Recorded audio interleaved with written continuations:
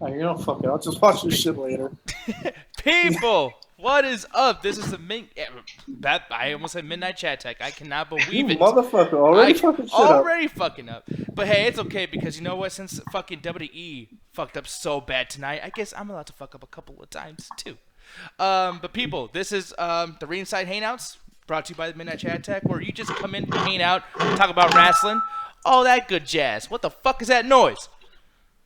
Sorry.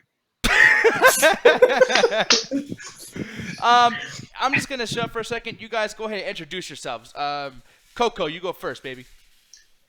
Hello, guys. I am Mr. Trey Cooper, the resident wrestling nerd of the episode community, and I'm ready to talk about NXT Takeover 2, Brooklyn, and SummerSlam.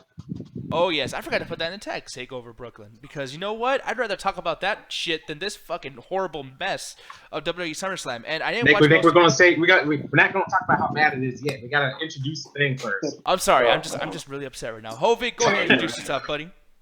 What happened? Oh, what's up, guys? We're gonna talk about some SummerSlam bullshit. Actually, I'm gonna be 1% more lenient on this pay-per-view because fuck it, whatever.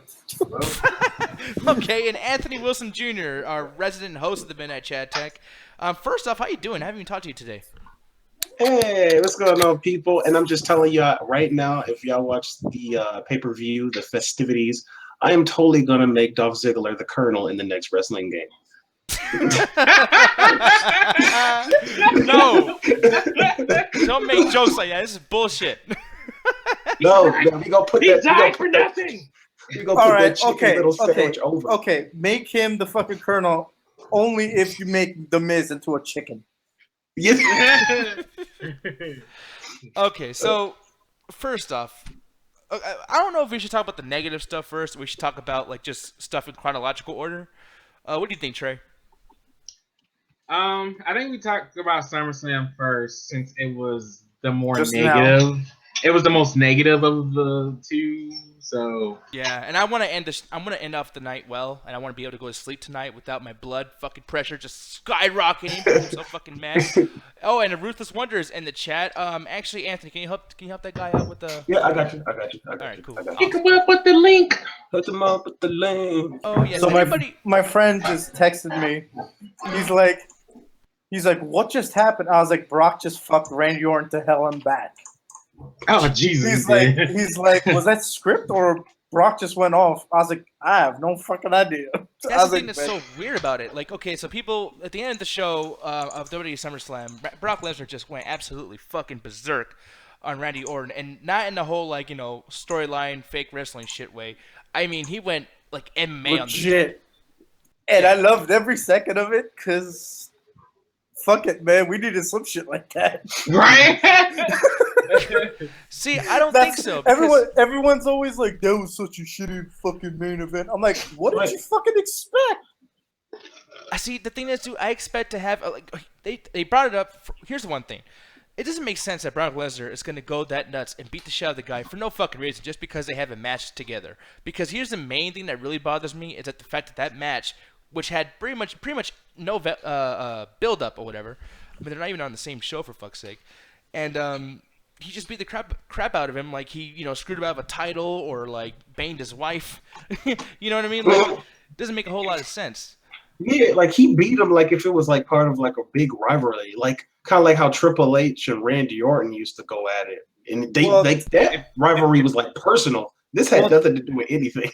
Well, I mean, if you want my opinion on it, go ahead. I'm sorry. Oh no! What I was gonna say is, to me, what it seemed like is, fuck it. So I'm just gonna go ahead, Trey. Go ahead. So basically, what it seemed like to me is that this was technically some shit that's been going on since OVW, as how they were packaging and they were pretty much just hyping up the match.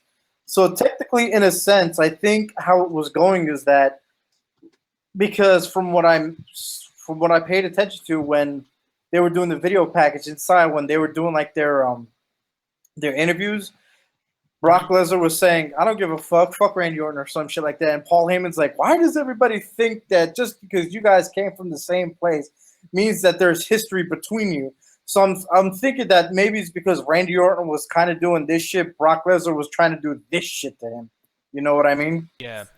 Yeah, And that makes sense, but like that's the thing. Like I thought Randy Orton was supposed to be the face in the whole situation too. I mean, especially with Brock Lesnar like talking all that stuff, and then Randy comes out with like a huge crowd pop, and he's like, "Hey, you guys talking shit about how I'm just another victim?" Like, dude, I got the RKO. I'm not trying to kill you. I'm not trying to like end your career. Or, I hate you or anything. It's just like, hey, it's Raw versus SmackDown.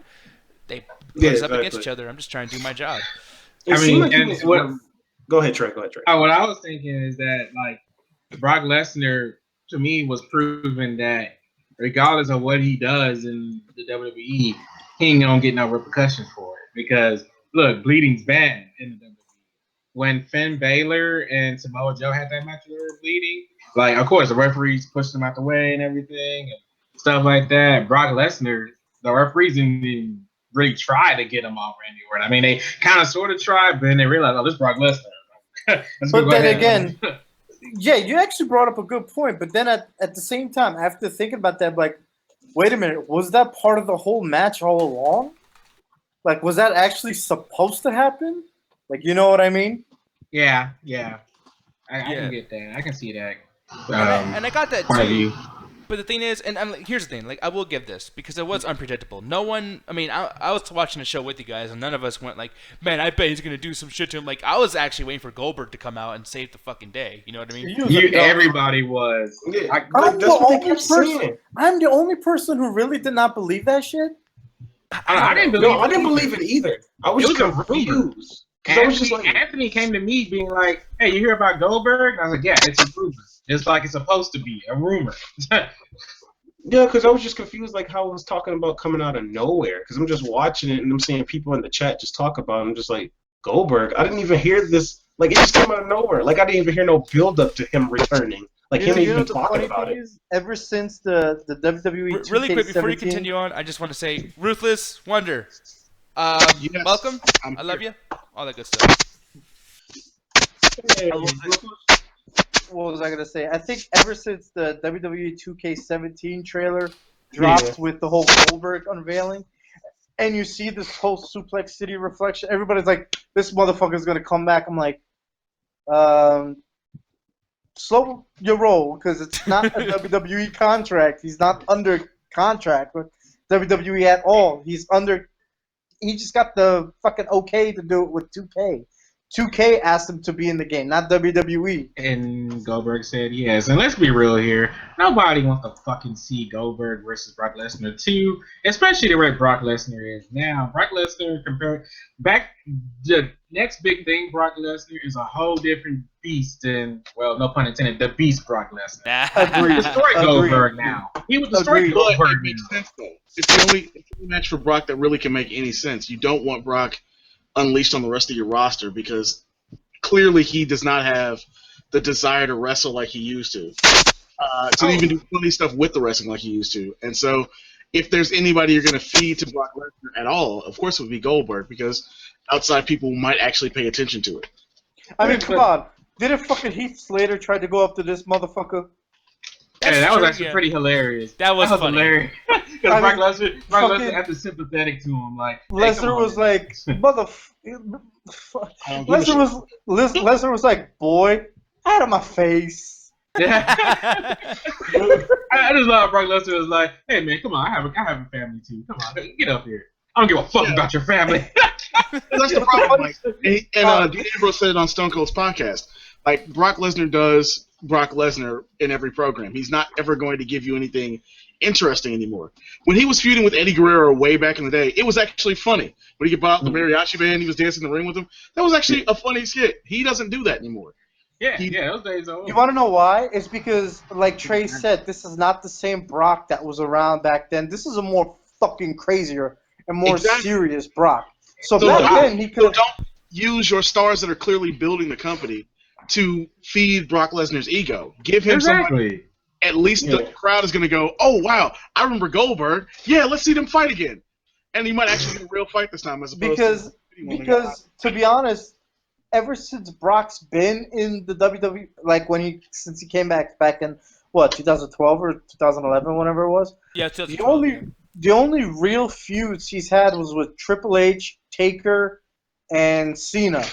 You know, and not even really Seth Rollins or Roman Reigns, because that was just like WrestleMania type of shit. Yeah. But those are really the only 3 feuds he has, and those are 3 fucking heavy hitters: Taker, Cena, Triple H. I mean, the whole Randy Orton thing was not a feud. Obviously, that was just a storyline. It was pointless. It was even barely a storyline. That shit was just a squash match. Yeah. It was just there. They were just even that promo that hyped it up. The funny thing is, like I actually just thought about it, and I'm like, there was probably really no other thing to put Randy Orton in, because everybody else was kind of booked. You know what I mean? Yeah, absolutely. And Brock Lesnar's like, shit, I still need to get paid, so give me some. They're like, fuck, take the Viper. Well, the one thing that either Randy or Brock is going to end up with Samoa Joe when Samoa Joe comes back from his quote-unquote injury. Oh, man. Man. And that's the thing that Trey just brought up earlier, too, like when he was bringing up the whole promo thing or whatever, too. Like, the thing is, that was so fucking forced down our throats. I was talking about, like, oh, man, remember when these guys used to fight back in the day and the OVW stuff? And I was kind of like, okay, yeah, like, Hobbit makes a big point where it's like, you know, they didn't have any – they weren't even near each other, like, their whole career. So it's just like, you know, it was obvious that even Brock, too, like you're saying Randy Orton didn't have nothing to do. Well, Raw was booked completely as well. I mean, maybe Rusev might have been a good little thing, but, like, Brock is a heel. Nah, Brock Lesnar. See, I watched Watch Culture.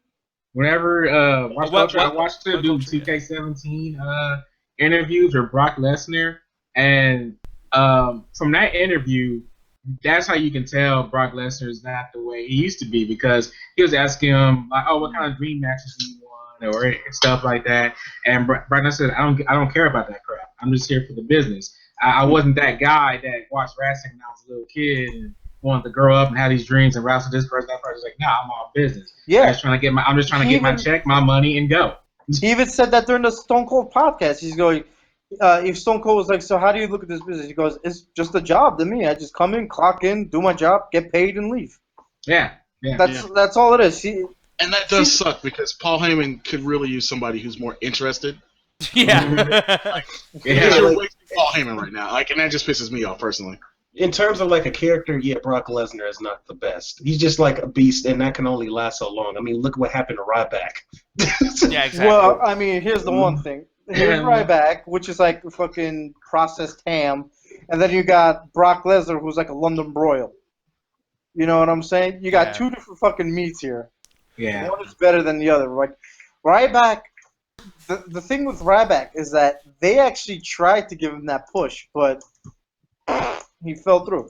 You know, he's called the big guy now, by the way. Make him Brock after that. That's the problem. Yeah, Ryan Reeves is trying to do this whole shit by himself. Like, oh yeah, I'm gonna be like doing the indies. Like, no one wants to fucking see you, dude. People were bored as fuck when you were walking to the goddamn ring. Feed me more. Feed me bore. That's all you fucking do. Like, see, that's the thing. He's got the big guy now. He's gonna be good. Yeah, that whole feed me more shit was just getting stupid and fucking annoying. That's why when Brock Lesnar comes out, he doesn't say shit. He'll just break your neck and fucking go home and have some beer. He can't even take a goddamn picture correctly, like without smiling. Like, Jesus Christ, I've seen that picture. He looks like he's about to put up the camera present. Yeah, I've seen that picture. You know what's funny? I'm like, God but you know what's fun? But you know what's funny about that picture? He's just probably in character, but he probably like just hung out with that girl and just probably like because the thing is, like, even when you like during that Stone Cold podcast, you could tell that there's obviously a different side to Brock Lesnar. Yeah, there is. But he's just got to keep that image of a beast. Like, you know what I'm saying? Like, I remember one time there was this UFC match that he just did, and I think he won, and you see him, like, in the back, and he's smiling, having a great time, and The Rock came out of nowhere. He's like, oh, shit, Dwayne, and gave him a hug and shit. I'm like, oh, what the this is Brock? So there's a whole different side to the guy, but he's got to stay he's just got to be kept as a beast. That's he's able why, to have you know that what I'm legitimacy saying? that, he has to continue on with it. But to play us out of the whole Brock Lesnar conversation, because I don't want to like be on his ginormous balls that much. But I will say though, I'm kind of curious as to what you guys think this is going to lead to, because obviously they're still on separate brands. Randy Orton is obviously going to come back because he's the Viper or some fucking shit. So it's like, what do you guys think that's going to happen next in this apparent angle or storyline between the two? Nothing's coming out of this. It's over. Brock Lesnar's going to be suspended to WrestleMania. Calling it now. He'll probably be back for like Hell in a Cell or Survivor Series or some shit. But with what, no one knows. I honestly think Brock will be back before WrestleMania to rematch with Randy Orton. No, I don't think. Randy will be healed up before then, and that's where you'll get, like I said, you'll either get Samoa Joe or somebody else feuding with Randy, as he comes back to the brand. This is what I think. For me, this is what I think is going to happen. I think because he F5 Shane McMahon, because that didn't have to happen, because he F5'd him, Daniel Bryan's going to be like, you fucked up my partner, I love him, son of a bitch. And it's going to lead to a Raw versus SmackDown feud, and Lesnar's going to lead the Raw brand versus SmackDown. And then at the very end, when Raw whoops SmackDown's ass, because Vince loves Raw, as soon as that match ends at fucking Survivor Series or whatever, Samoa Joe comes in and says, hey, guess what? I'm on SmackDown, bitch. You got one more motherfucker you got to fight. And Samoa Joe's going to beat Lesnar's booty. That's what I think. Tell me that shit wouldn't be fucking epic. That would be amazing, dude. The only problem is they got to change Samoa Joe's theme song because that shit sounds ridiculous. Who, Mojo Rawley? It's better than it was. Oh, wait, hold on 1 second. Yeah, Samoa Joe's theme song's way better than he used to. Samoa Joe doesn't need, like the one when he first came in was horrible. He just needs like a pounding drum beat that just sounds vicious. That's all he needs. You know what? Speaking of theme songs, man, for some reason, every time I hear Finn Balor's theme song, I get fucking hyped. Wait, whose theme song? Finn Balor's. Every time I hear his fucking theme song, like the heartbeats in the beginning and shit, it's like, fuck. It makes me want to go put some face paint on and shit. You know what? And now that you're bringing that up, I didn't get to see the match. So, really quick, Trey, or whoever, Ruthless, by the way, did you watch the show tonight, like the whole show? I did watch. There's only a couple matches I missed, and they were the early ones. Which ones did you miss? I missed all the kickoff show stuff. And then I missed all but the end of Jericho versus Enzo and Cass. Yeah, you didn't miss shit. Yeah, you didn't miss that. See, those are the ones that I watched, and then I missed the actual fucking show.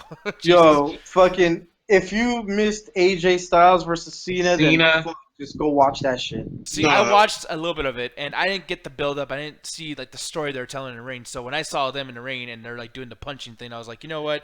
I'm gonna go take a shit. You didn't see the video package? Real quick? You didn't see the video package? About the women's match, the women's championship match. Oh yeah, the what match? That was the Sasha Banks versus Charlotte. Yeah, I'm still mad. Oh, you know what? I saw that shit coming because I think Sasha Banks is trying to go on like a fucking honeymoon because she just got married. Yeah, no, I she think got so suspended, too, right? Well, no, she didn't get suspended. She just got taken off a couple of shows. Like as soon as Charlotte won the title, it was posted that she just got taken off a couple of shows. So I think either she's getting suspended or she's going on a honeymoon. So. Nah, she's probably because I don't know, for some reason, like she also kind of looked in pain when the match ended. Like, look at this shit. Yeah, this was fucking ridiculous. This was amazing. Yeah, this was amazing. Yeah. Jesus. Like, not for nothing. I mean, the match wasn't incredible, but it had like moments in it. But shit, bro, that fucking. The funny thing is, the AJ Styles versus Cena match, I like really didn't give a shit for. But when that shit was on, I was like watching like this. I was like, shit. The funny thing is, the match I'm not looking forward to or could care less about is actually the fucking match of the fucking night. Go figure. No, and I'm that's the happy thing. finally getting to use the Styles Clash more often. See, I hate that move because it's so fucking dangerous, and there's no impactfulness of it. Like, I don't think it looks very good. Because here's the thing, like, I know it's wrestling, I know it's fake, but like, I hate when like, because I like UFC as well and boxing and whatnot, and I'm just trying to put myself in a situation like, will I ever use AJ Styles finisher on somebody? I would have to tell the guy I'm hating, like, hey man, can you kind of like move your legs up? All right, cool. Now I'm gonna put my legs right here. Now, I mean, Nick, come on, man. Nick, 90% of all these finishers you won't be able to fucking use in real life. Okay, on that movie Friday, man, Debo pulled an F5 on fucking Ice Cube's character Craig. Okay, he totally threw his ass on that fucking an F5. Car. That shit's easy to do. But imagine trying to go up to somebody trying to do like a fucking power bomb or tombstone pile driver. I've done that to somebody, and I had this big fat kid do that to somebody I know. But like, I mean, I know there's moves like a tombstone you can't do. Did he let you? Or did you let him or whoever? No, some guy ran up to him, he's like, "You motherfucker!" And then he's like, "Ugh," and he threw his ass. I don't know why. Obviously, the guy was white because I used that voice. Oh, not for nothing. Speaking of finishers, that shit with Rusev and Reigns. Oh my God! Okay, Why yeah, did what they happened? even book that? Why did they book that shit? That was horrible. I'm not gonna lie. That's where I got you know up and left and went to Wendy's. Well, do you know what's funny? You know what's funny? I actually enjoyed that shit. I was like, good, I'm not getting a match. I'm just getting a fucking brawl. I'll take it. But then at the end, when Reigns came out of nowhere and did the fucking spear on Rusev, I was like, damn, he fucking fool. So that shit was. Did you guys missed it? Did you see it? I saw it. I was just mad. Like, why? Okay, why didn't they do that earlier? Why?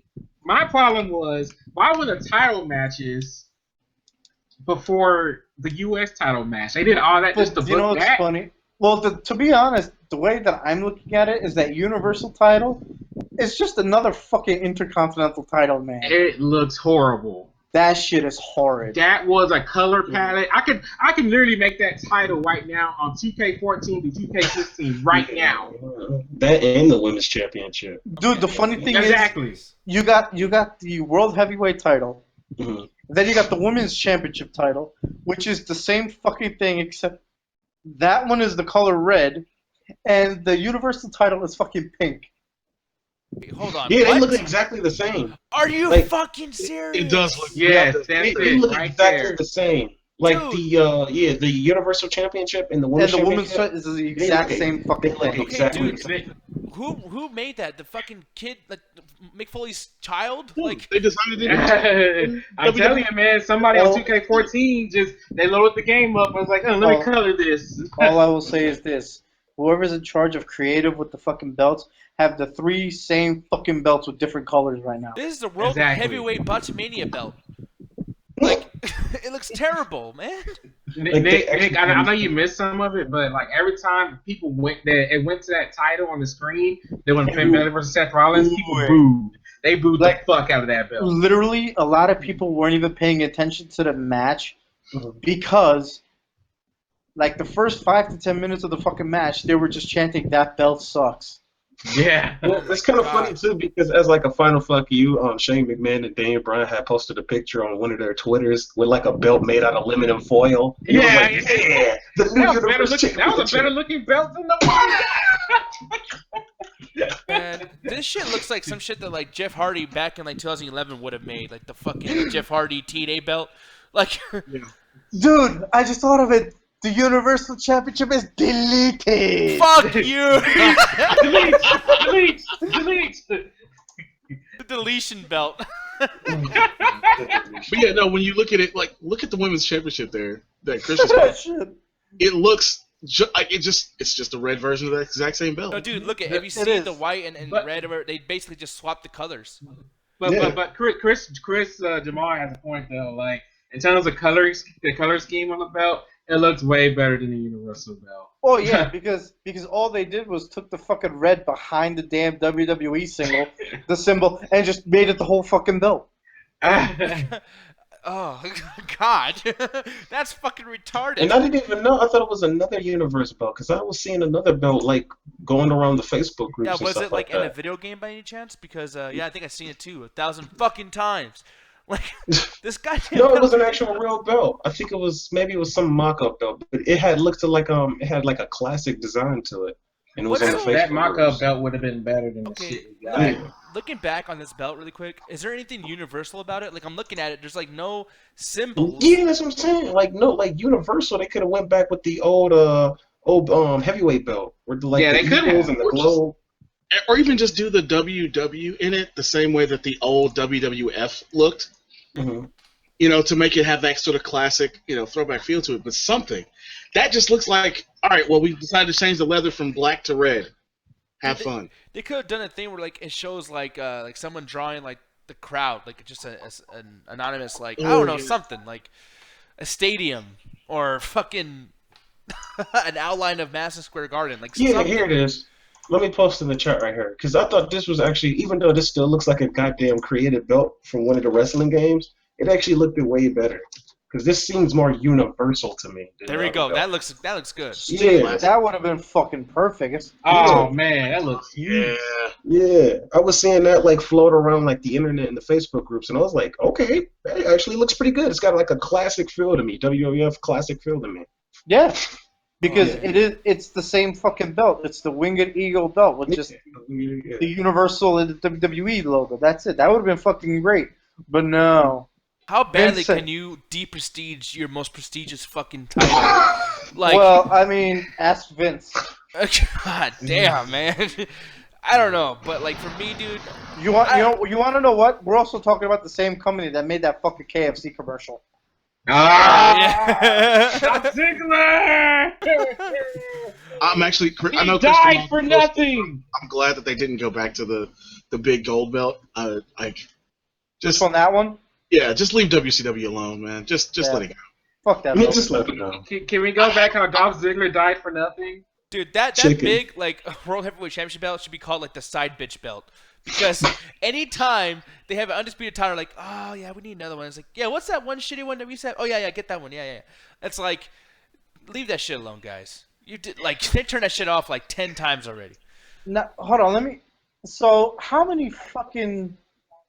They got the World Heavyweight belt, they got the Universal belt, and now they got the Women's belt. They're all the same fucking layout. Yeah. What other belts do they have? They got the Intercontinental tag belts?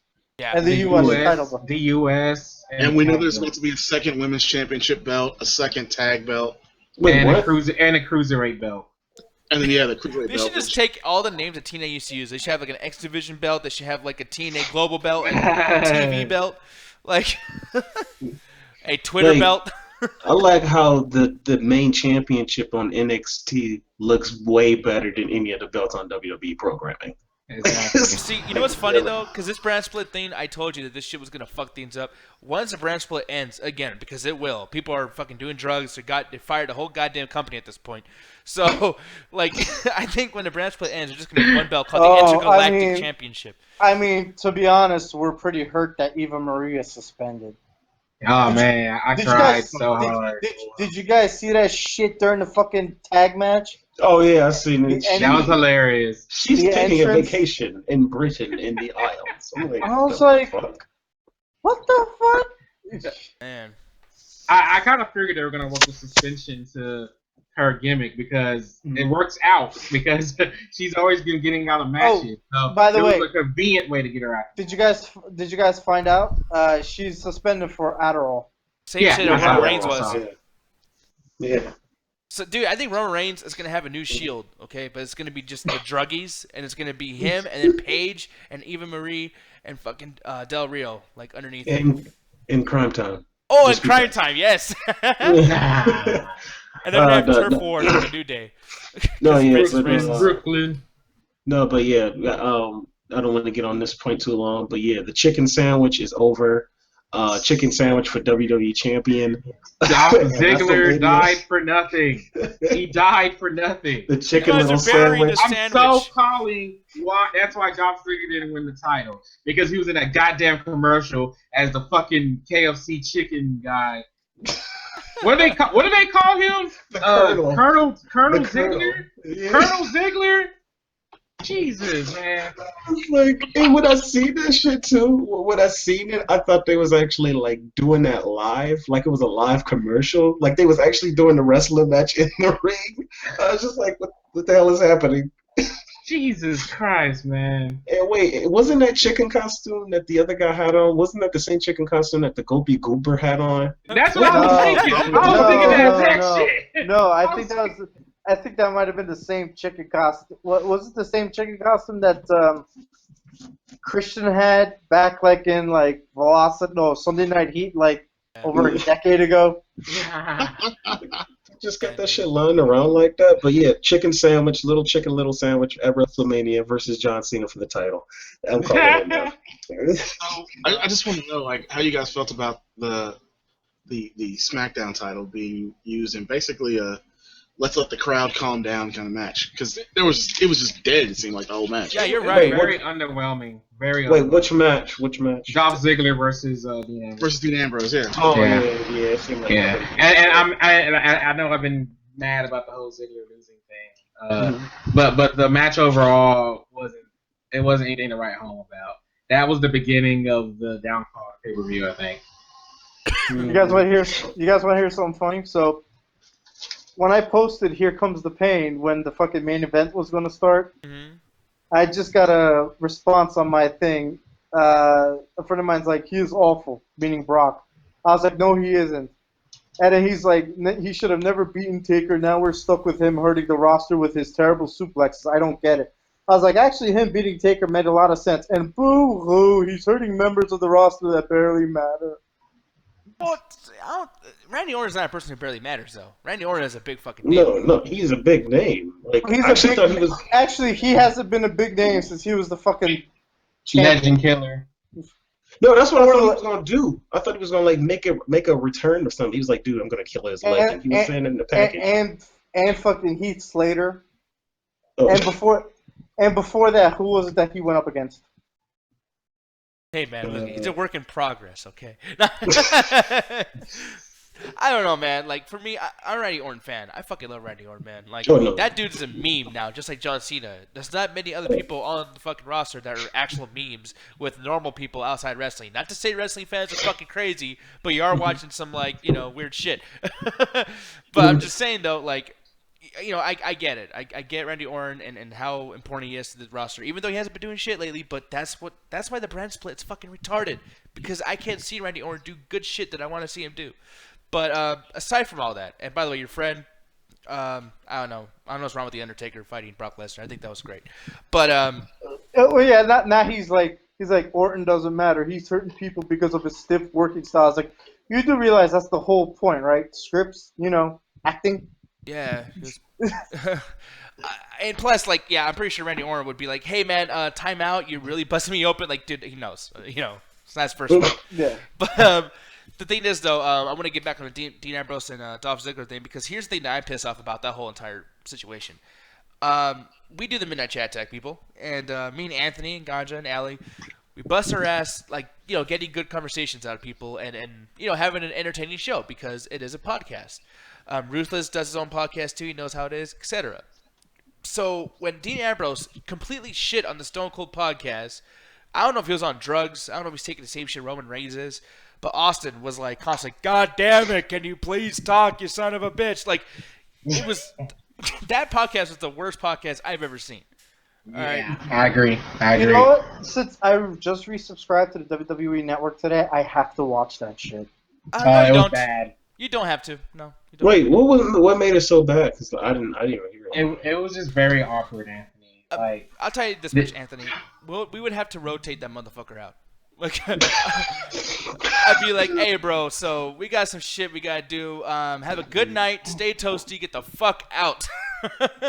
That dude. Every question that Stone Cold would ask him, he wouldn't give an answer. He'd be like, "Well, I was like, I "What?" gotta see that shit. Yeah. Okay, when it got to his personal life, that's when Dean Ambrose was he walked around it. But it wasn't until he actually started talking about wrestling that Dean Ambrose got into it. It got better near the end, but it was just that beginning was just rough. The thing is, I heard that Dean doesn't really like talking about his personal life or his family or some shit. That's why I heard that he was actually trying to walk around it, like you were saying, Trey. Yeah. So, but then, like you said, I haven't watched it. So, but when you said that as soon as they started talking about wrestling, that he was just all into it. So, I guess he's not a big personal life talker. One thing I will say that really bothers me about Dean Ambrose too is that he completely shit on everything. Like, he's supposed, SummerSlam's coming up. He's supposed to, show like, "Hey, I'm gonna beat Dolph Ziggler's ass. I'm gonna make him my bitch, whatever." And like in the show, he's like, "Yeah, so what about Dolph Ziggler?" Like, he's trying to tell him like, "Hey man, it's time to sell your show because they're about to end the show right now," And Ambrose is like, "Yeah, like Ziggler's a good guy, just like the storyline, something." I'm like, dude, this is not like fucking RF shoot interviews. You're on the WWE Network. Like, sell the fucking, like, watch Ziggler talk on the Talking Smack show with Daniel Bryan. Dolph Ziggler was doing promos like awesome. Like, dude, Dolph Ziggler made me a believer. Dolph Ziggler is great at promos. Like, I was actually pumped up for that match because of that video package that they showed before the match where Ziggler was just like, dude, I am Dolph Ziggler. I'm from Cleveland, Ohio, man. I've always been underappreciated. And it's kind of true because he actually has been underappreciated on the roster. And then he does that super kick, and it's just like, I am that damn good. I'm like, damn, I miss Dolph Ziggler. I miss watching wrestling because of Dolph Ziggler. One So thing would I you will think say. he's here to show the world? Yeah. No, I was the the funny- whole Dean Ambrose thing is that, like, honestly, I think that Dean Ambrose is in a hard position. He's not really a heel. He's not really a face. And he's going on Stone Cold's podcast. And Stone Cold probably was like, hey, like, I want you to talk like yourself. I don't want you to give me, Dean Ambrose, give me Jon Moxley. Like, I want to talk to him. And so, yeah, his answers, honestly, as they kept going, as he kind of got into the business side of it, I thought Stone Cold asked him some really interesting stuff about sort of the way he works and like why he doesn't get to be the same kind of offense he does when he was in the independent circuit. Because that's what I thought. That's like every time they get on the Stone Cold podcast, I thought they'd break kayfabe. Kayfabe. It's funny, Ruthless? When he just said that, he goes, when he said, I don't want Dean Ambrose, I want Jon Moxley, I bet you he was sitting there, he's probably like, shit, I'm not drunk enough for this shit. But that's the thing, though, man. Like, it's just another thing too. Is like when you're on there, whether or not you're gonna be real or fake or work, shoot, whatever the fuck. Like, be entertaining. You're an entertainer. Do something. True. Don't just sit there.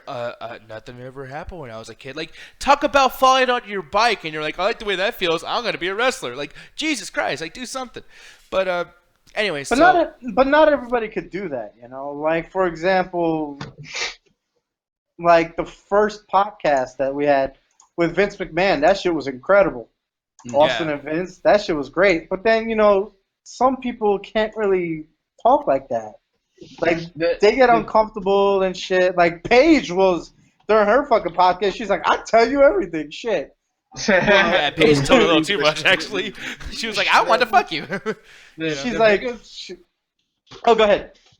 Well, the biggest example I have is, like, the pre-WWE Network Stone Cold podcasts, which he still does them anyway on Podcast One. Shawn Michaels. Shawn Michaels, I think, was on episode 5 or 6 on the Stone Cold podcast. Which one? Stone Cold Unleashed? Yeah, I think it was Stone Cold. No, it was before Unleashed was even a thing. Oh, wow. Yeah, so it was before he decided to do the 2 shows. Man, I was excited being a Shawn Michaels fanboy I am, thinking, oh man, this is gonna be cool and stuff. I swear to God, that was the most boring podcast I've ever heard. And when they did it again on the WWE Network, I was just like, why? And even that version of it on WWE Network, they did, and that was like 2 years later, I think, when they did it before. It was just as boring as it was before. Oh, that's right. Shawn Michaels was on Stone Cold's podcast, right? Yeah, he was on the WWE Network. Now I forgot about that shit. Why are they doing this again? Well, it was boring the first time. It's just gonna be boring again. But Trey, it was. It's funny. Last fucking year, they announced that Stone Cold's gonna have multiple monthly visitors, such as The Undertaker, Ric Flair. But I'm still waiting for motherfucking Undertaker to go on that show. Oh, yeah, of course. But, like, the one thing, too, I will say is that, like, during that time, and Trey makes a good point because Shawn Michaels came on again and Ric Flair came on. But the thing is, those two were heavily fucking edited because you know that Ric Flair's going to go off to an extent. You can't do that shit live. You cannot do that shit live. So they made it so heavily edited where it just kind of took away. That's right. That shit wasn't. That's why I prefer Stone Cold podcasts not done with WWE instead, because like Ric Flair has been on Stone Cold's show before and his stuff was interesting, and of course with Stone Cold podcast on the Podcast One, that doesn't get edited. You get the full interview. You don't have to worry about WWE trying to cut that crap off. That's what I'm saying. Like, that's why I was scared when Nick and y'all told me, because like I said, I've been watching a while, and y'all told me that Stone Cold's podcast is now on WWE Network. I was like, oh shit, they gonna censor him now. He ain't gonna be able to say what he says. He don't give a shit. The Stone Cold podcast on Podcast One is still Stone Cold's. He doesn't have to worry about that. I mean, if you guys think about it this way, that one podcast he did with Paul Heyman on the WWE Network, like, he was going all out. That was amazing. That was a great show. But I've also listened to the one that he did on Podcast One, and that shit was incredible. Oh my god, Paul Heyman is one of my favorite guests on the Stone Cold. Oh yes. Paul Heyman was really good. Yeah, but the thing is, I will say too is maybe I mean, like Dean Ambrose is a good wrestler. He's a good champion. I like his the way he goes in the ring. He's like, yo, like I'm the champion. What are you gonna do about it? Like I'm gonna fuck you up. I'm crazy. I don't give a shit how big you are, etc. But the fact of the matter is you can't entertain outside. Like, dude, when you're a champion, you got to go out there and do radio station stuff. You got to be on the news. You got to do this. The dude looks like he's high all the time. He looks all fucked up. That's one thing that you can give John Cena. Like, he might be like white bread American in the ring, but he's an entertainer. So he's good at it. He's not bad at it. See, do you know the thing is, like, you got John Cena and then you got Dean Ambrose. The thing is about Dean Ambrose is that, he's the champion and everything, but he can't be what John Cena is. Because John Cena's like, put me in front of a camera, I'll tell you exactly what it is. Dean Ambrose is more like, shit, just put me in a fucking ring wrapped around barbed wire and I'm going to have a fucking blast, Yeah. Because he was like, CZW and all that crazy shit back when he was with the Indies, you know what I mean? Yeah. So, not everyone is going to be the same. Yeah, like Chris said in the chat, Cena's had 10 years practice, exactly. And what's his name? Dean Ambrose literally just got into the spotlight, just a few months ago? Mm-hmm. So, I mean, the funny thing is, it doesn't even matter to me, man. Because I was even saying it today, like, with the whole Dean Ambrose versus Dolph Ziggler match, I'm like, you know what? I like both of them, so whoever wins, I still win. You know what I mean? Yeah. And then Dean Ambrose won. I was like, well, shit, fuck it. And then I also said the same thing about the Brock and Randy and Seth versus Finn. I'm like, I like all of them, so whoever's gonna fucking win, I'm still winning. You know what I mean? Yeah, exactly. Yeah. So which is why I'm more lenient on the show tonight than a lot of people are, because half the people I wanted to win fucking won. I will say though, like I have an attachment to Dean Ambrose because, and this shows my age for a second, I look at Dean Ambrose the same way I look at Diamond Dallas Page back in WCW. Oh yeah. They give me the same feel, and I love it. I absolutely love it. So I'm always gonna like Dean Ambrose as a character, going forward, unless they do something stupid with him. Yeah, but I disagree with you on how much I like the show. They were good. Like I said, they were good stuff. I wanted Finn to win. Oddly enough, I was happy with the Rusev match not happening. I just didn't like the placement. But I didn't feel like, all right, this was SummerSlam. This is supposed to be big, and it just wasn't big. It just was, all right, that was decent. And they're really pushing this to be like a wannabe WrestleMania, Yeah, like last year when it was Brock versus Taker, it was like the rematch that's too big for WrestleMania. Yeah, imagine AJ versus Cena as the main event after Brock versus Randy. Like that would have, if you were gonna do a non-title match to end the show, that should have been the one to end the show. You know what's funny? As a matter of fact, I would have understood it. Fucking Chris. He's like, Dean Ambrose was like, what the fuck is on my head right now? But kind of like last year when Taker versus what's the name? Brock was the main event, wasn't it? Last year, right? Mm-hmm. Yeah. And what was it, like a no disqualification, no hold guard? What was it, some shit like that? Which is basically every match, anyways. Like fucking referees do not know how to like read the match rules of the. Actually, do you know what's funny? Which match was it? I forget, but it was the Seth Rollins versus Finn Balor match when he was doing something to him and Finn had his legs or his arm on the rope and they're like, no disqualification, there are no rope breaks. I'm like, wait a minute, this shit's fucking.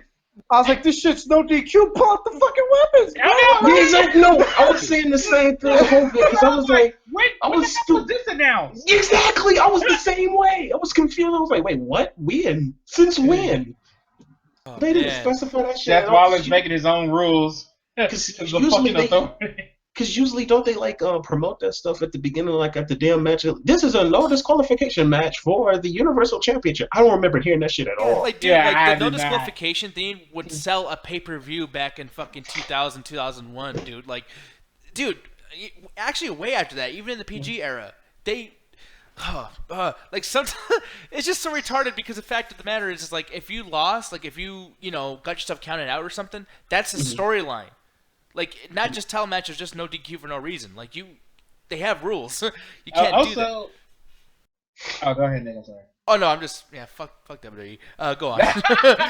No, I was adding on to your point, Nick, because it's like if it was really a no DQ match, why was the referee still counting them out?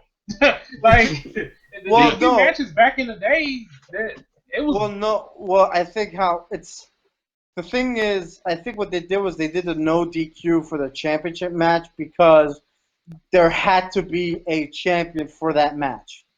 You know what I'm saying? Mm-hmm. Because that was like one of those. Yeah, because on account of their DQ, no one would get the title because neither one of them had the title. Exactly, because it was a vacant thing. It was a brand new title. Mm-hmm. So all it would just go is into a rematch saying, all right, there's still no champion. So I think what they did was they shut off the game. They disregarded the disqualification for that match so they can actually fuck, man, I can't talk. Yeah. Right, you guys know what I mean. No, right now I had a brain fart too because Chris asked this really good question. He says, who else got over WCW? And I'm like, Kevin Nash's finger or Hulk Hogan's finger. Like, I can't think of anything else. No. It was it Hulk? Oh yeah, it was Hulk Hogan's finger. I thought it was Kevin Nash's, but he's the one that went down. Kevin Nash sold. In that moment, he sold the best he's ever done in his whole career over a fucking finger. Like, and then that finger is what started bringing down WCW. That finger might as well be a middle finger. Like, fuck you. You know what's funny? TNA now is what WCW was back when they were starting to go down. They might be doing better, and I maybe if there's something to talk about, we get back on TNA because I don't want to be just a WWE fanboy here. You know what I mean? Because we like wrestling, all kinds of wrestling, not just Vince McMahon's Nick, shit. I don't know about you, but I'd be a WWE fanboy over that deletion shit any day. Thank you. Because Trey, I'm sorry, but I don't like it when my fucking TV show I'm into slaps me in the face with some stupid shit. I will continue to bring up the final deletion on this show for as long as it's going. Fuck that shit. And Jeff Hardy's broken. I want to say this. I forgot to say this last show. Jeff Hardy's broken now. You are broken. Hero. So get ready to watch that. The future of TNA is broken with this stupid shit. But well, I mean, technically TNA is already broken with that fucking website of theirs. They had something going with what they were doing with Bobby Lashley, having him win all the belts, and then they just stopped. Stopped. What's that in the chat? I see legs. That's JoJo. JoJo. It's JoJo. Oh yeah, she's so cool. She's the new she's the new announcer. She's so fucking hot. But really quick, guys, I want to take you know who's hot? Fucking Eden. No, but really quick, guys, I actually want to take a break for a second from the WWE because we need to check up on our baby. We need to check up on them. We need to see if they're okay. You know, it's just like we gotta get some need love. to go on TNA. We gotta go. The Smashing Pumpkins. Oh my god! How does that shit happen? What the fuck? They do not disappoint. Is this really becoming like a meme or like a running joke of this podcast right now? Just like the TNA's website.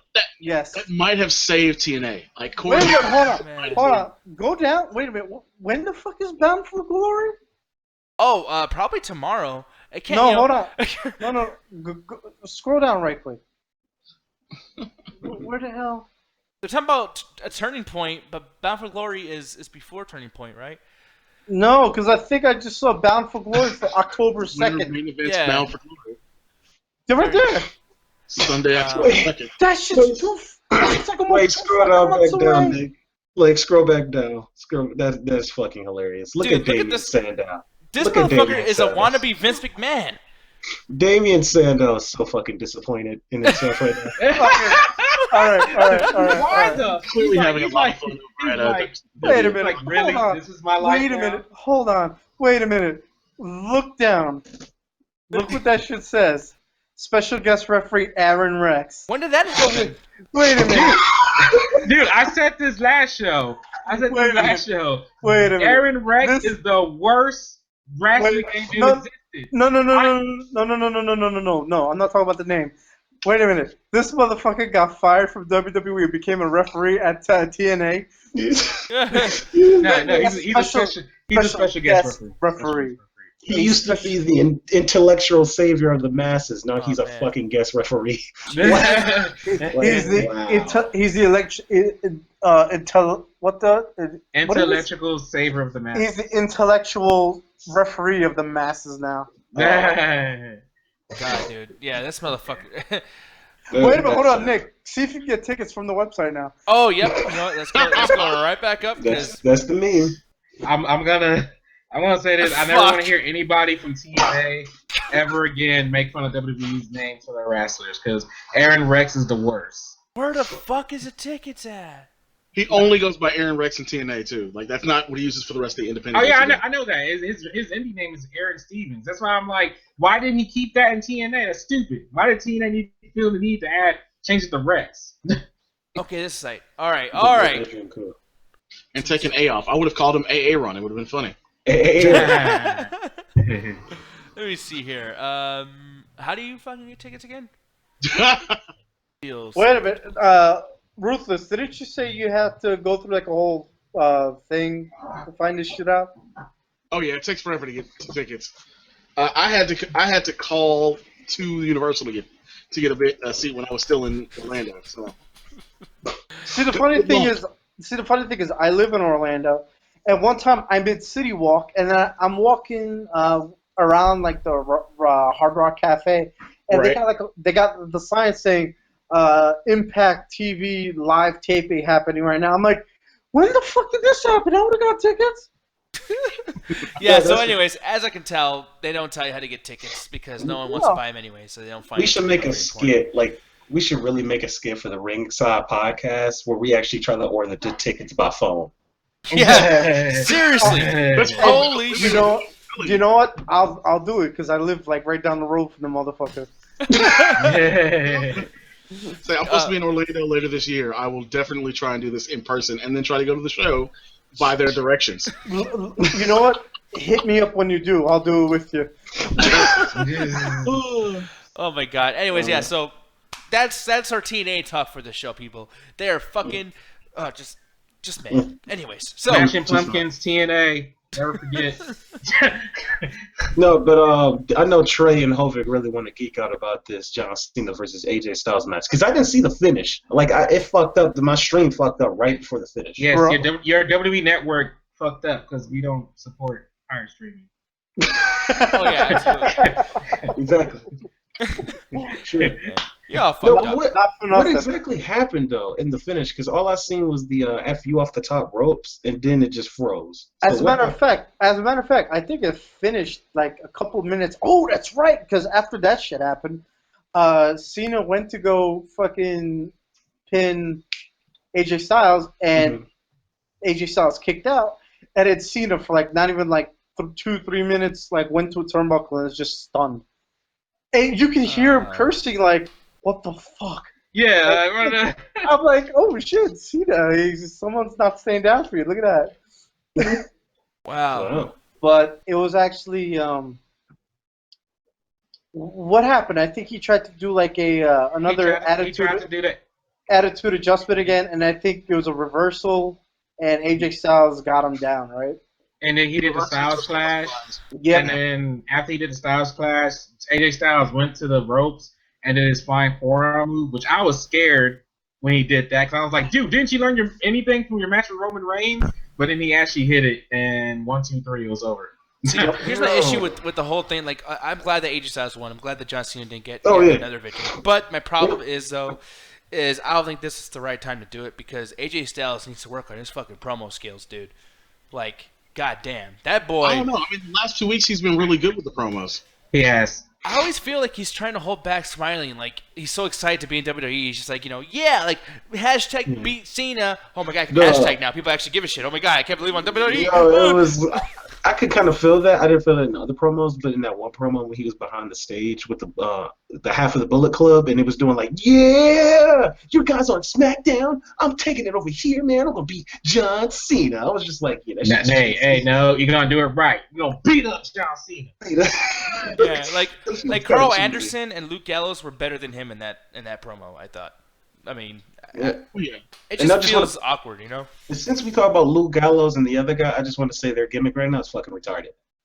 Yeah, it is. We're the Bullet Club, but not really the Bullet Club. We're the club, but we don't really have a club. We're attacked. Who are we?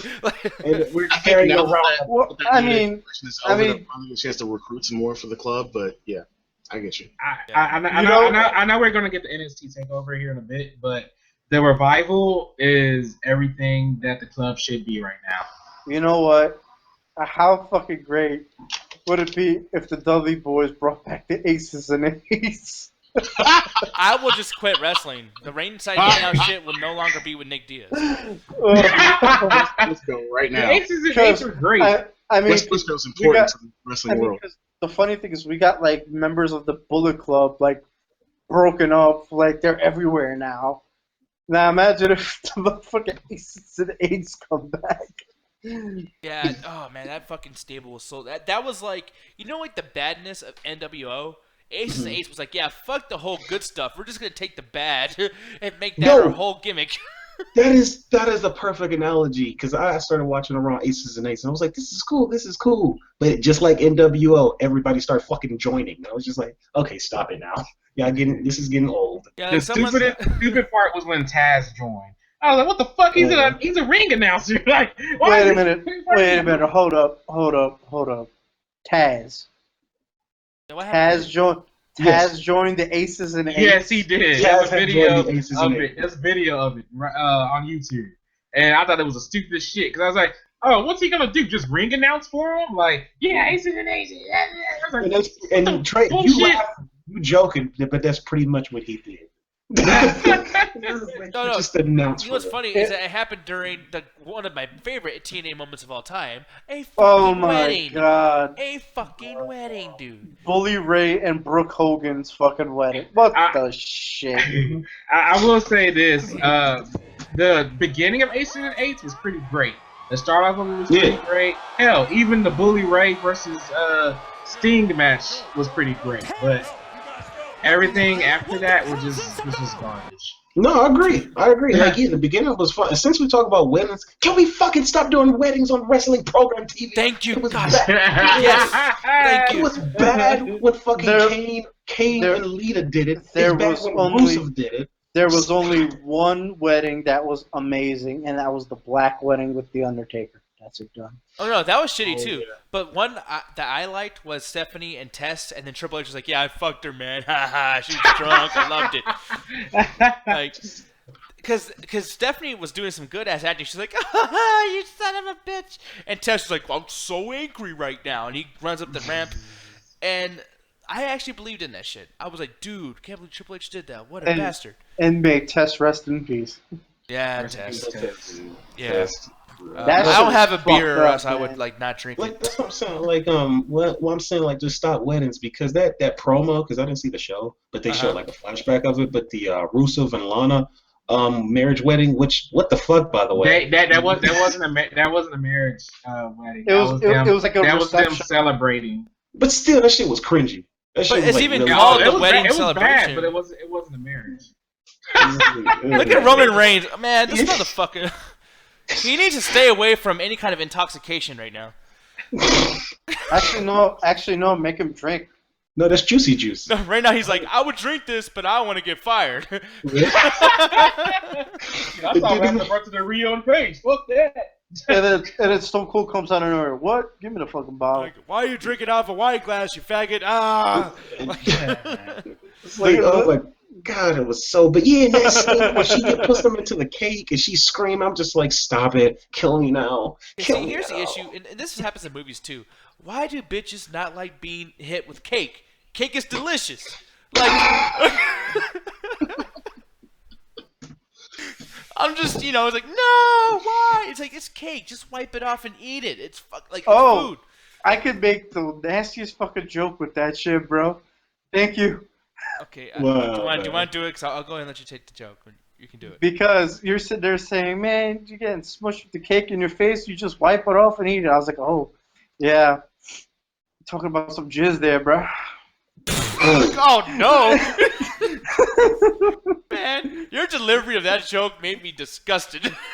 Yeah. Hey, you're the one who's sitting there saying, I don't know why no bitches like getting cake in the face. That joke is just as bad as. Dude, I thought he was gonna say like bukakey, like you're some nasty shit. Like that's Okay, what I thought he was. Oh, Can I there you ask go. y'all this? Can I ask y'all this? Did y'all see? And I don't mean to stop that, but Enzio's dancing at the beginning of SummerSlam. He does that all the time. That was you know what's Can funny? somebody make a gift for that, please? Can You know what's somebody- funny? I actually met him in real life back when I used to work at Target. Uh-huh. Because he lives in the area. And when he came up to me asking me for help, I was like, oh shit, fucking Enzo. And he started dancing. You're like, no, you know what? Fuck this. No, dude, in real life, he is the fucking quietest, most calmest person I've ever seen. Like, he's just sitting there chilling. He's just like, yeah, I want to know about this TV here. Oh, this and would not show anything. Fucking thing. No, but So yeah, I was just helping him out with the TV. He had some questions. I was with him for like 10, 15 minutes. I was just giving him a hand. But he was actually a pretty cool guy. He is not that hyper. I can imagine he's not that hyper. That makes sense. And I actually just found out recently that What the fuck is that? Just like, dude, what the fuck? No, skip it to where he was in the ring. Oh no, that Oh, was it. my- I just looking Oh. for random videos of him fucking Because he was just dancing. like, And just like, what the hell is funny happening? thing, I actually just found out recently that we're also from the same area in Jersey. From Jersey. He's like, I also found out that his dick's the same size as mine. And I just wanna touch it. We got some Armando in the chat. Oh, yeah. Oh no, when she scrapes it with a bit of her teeth. Oh man, no Enzo, man. I like Enzo. I actually like Big Cass a lot more than Enzo, to be quite honest with you. But you know, that match was a fucking bore fest. I went back and watched some of it because Anthony was telling me some funny shit was happening with Jericho. Because he was just the promo where he was quoting Biggie Smalls, more money, more problems. I'm like, shoot these motherfuckers now. Thank you. I was watching it, but I wasn't watching it. You know what I mean? Well, let me ask you that. I'm kind of curious too. Like, does it have to be at a certain part in the match card for you to be like, okay, no, I'm gonna take this seriously, or not? Because for me, I thought this was gonna be more up on the match card, and I was kind of like, man, I'm kind of excited to watch it. And you know what I mean? Like, obviously, it started off like same with Sheamus versus fucking Cesaro. No, it doesn't have to be anywhere in the match card at all for me to get interested in it. It just has to be fucking good. Yeah, I agree. Dude, I even forgot Miz versus Apollo Crews happened. I had to look at that match even happened. Holy shit! I forgot about that match. Oh my god, I forgot about that. I had to look at the results on Reddit, and then I had to be like, you're terrible because I just remembered that match just happened just now. So did That's how bad it was. See, I forgot that shit even existed. Well, was it a squash or like who won? Like, was it the Miz? No, like Cruz honestly got a lot of offense in. But the Miz retained, and I thought like Cruz is gonna win to win this and kind of have the Miz move on to something else. Well, I mean, like Cruz is gonna be doing it with the Miz for a while. And the whole little quote unquote storyline that they kind of had, where he was just mispronouncing his name, Apollo Creed. I'm just like, come on now. No, that's actually a real Daniel Bryan, because Daniel Bryan legit keeps accidentally calling him that. You know what though? The match happened. That's as far as I could say it. Okay, really quick. I forgot the shit even happened. What's up with Apollo Crews right now? Is he like purposely Rocky Maivia 2.0, or like what's going on? I don't fucking know. Wait, who? Because Rocky Maivia is The Rock. The direction of Apollo Crews has been terrible, man. Like, it kind of reminds me of, and I hate to say this about NXT, but fucking they're doing it right now. It's like that dude Bobby Roode went against Takeover Brooklyn. Cena. Both of them have no directions of their characters, and that's terrible, man. Like, I don't know where Apollo Crews is. Fuck. He's doing that Dolph Ziggler thing when he had no direction. Like, hey, I'm Dolph Ziggler. Let's see it. No, he just walks in smiling, and it's just like, it's lame. Like, I know you guys keep bringing up old stables, but I feel like Apollo Crews should really be going by his real name and bring back the Nation of Domination. Yes. So his real name is like Uha Nation. Yeah, you are Nation. Yeah, you It's are like, Nation. dude, this is perfect. Ron Simmons is somewhere chilling. You bring him in as the quote unquote manager for the stable, and you put in some other wrestlers with him. Or New Nation. Or you could actually have Xavier Woods, Big E, and Kofi back when they were actually trying to get the Nation of Domination going. See, this is my issue though too. It's like that name, Yuha Nation, is actually a really good fucking name. Why would you change his name to Apollo Crews? Because WWE Because Vince needed McMahon to own his name. But they seem generic, man. They all seem generic. Like this dude, Apollo Crews, just seems like another less generic Ezekiel Jackson. See, Like, I've seen this before. Because Stop it. WWE needs to own a person's name, and it's rare for somebody. It's been happening a lot more often with WWE letting people keep their names, with AJ Styles and some others I'm forgetting right now. But for the most John Cena, AJ Styles, John Cena, Brock Lesnar, The Rock, CM Punk. Yeah. They all kept their shits. like my issue too is just like the fact that like you got somebody in Teen Era now, Bobby Lashley, who is honestly carrying that whole company on his back. And I hate to channel my inner like Vince McMahon racism. Literally. But like do some Bobby Lashley shit. I mean, it's obviously working. You guys stole the fucking, deletion thing. Like steal something No, good. you know what they tried to do, the Bobby Lashley shit? It was with Bobby Lashley. And then when they tried to do it again, Nick, you get something like Mason. Wait a minute, no. Wait, what? Hey, wait a minute. Kurt Angle did that Bobby Lashley shit back in the day. Kind of, yeah. No, I was about to say, anybody remember Mason Ryan? Yes. Yeah, but not as big of a Mason deal. Ryan was trying to be Batista though. Batista 2.0. Yeah. I just don't. It's just generic when they do shit like that. It's just like you run into like a brick wall with Ryback or Goldberg. See, it's just another one of those type of dudes. It's generic with them because they fucking suck. Okay, like that's why they got fired. But like Apollo Crews is actually fucking really good. Like, dude, No, we he's were talking good. about like 2 minutes ago we did a wrestling podcast.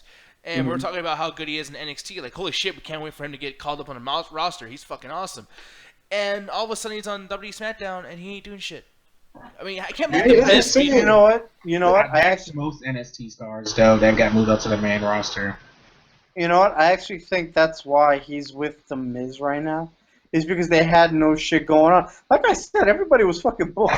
It's fucking And crazy. look at that fucking Jay Lethal right there. That's what I'm telling you, dude. Like Jay Lethal, and obviously this just happened, but Jay Lethal lost Against Adam Cole. Yeah. Against Adam Cole, who's in Bullet Club. I'm betting Jay Lethal at some point in the next year or so is going to end up in the WWE. That'd be The, great. the rumor is the reason why he dropped the title is because he's heading to the WWE. But that's just a rumor I've heard. Well, he dropped his title, and then Noam Dar lost all of his independent matches here recently in Britain, so that means he's probably coming over. Will Ospreay supposed to be appearing for Evolve here again soon?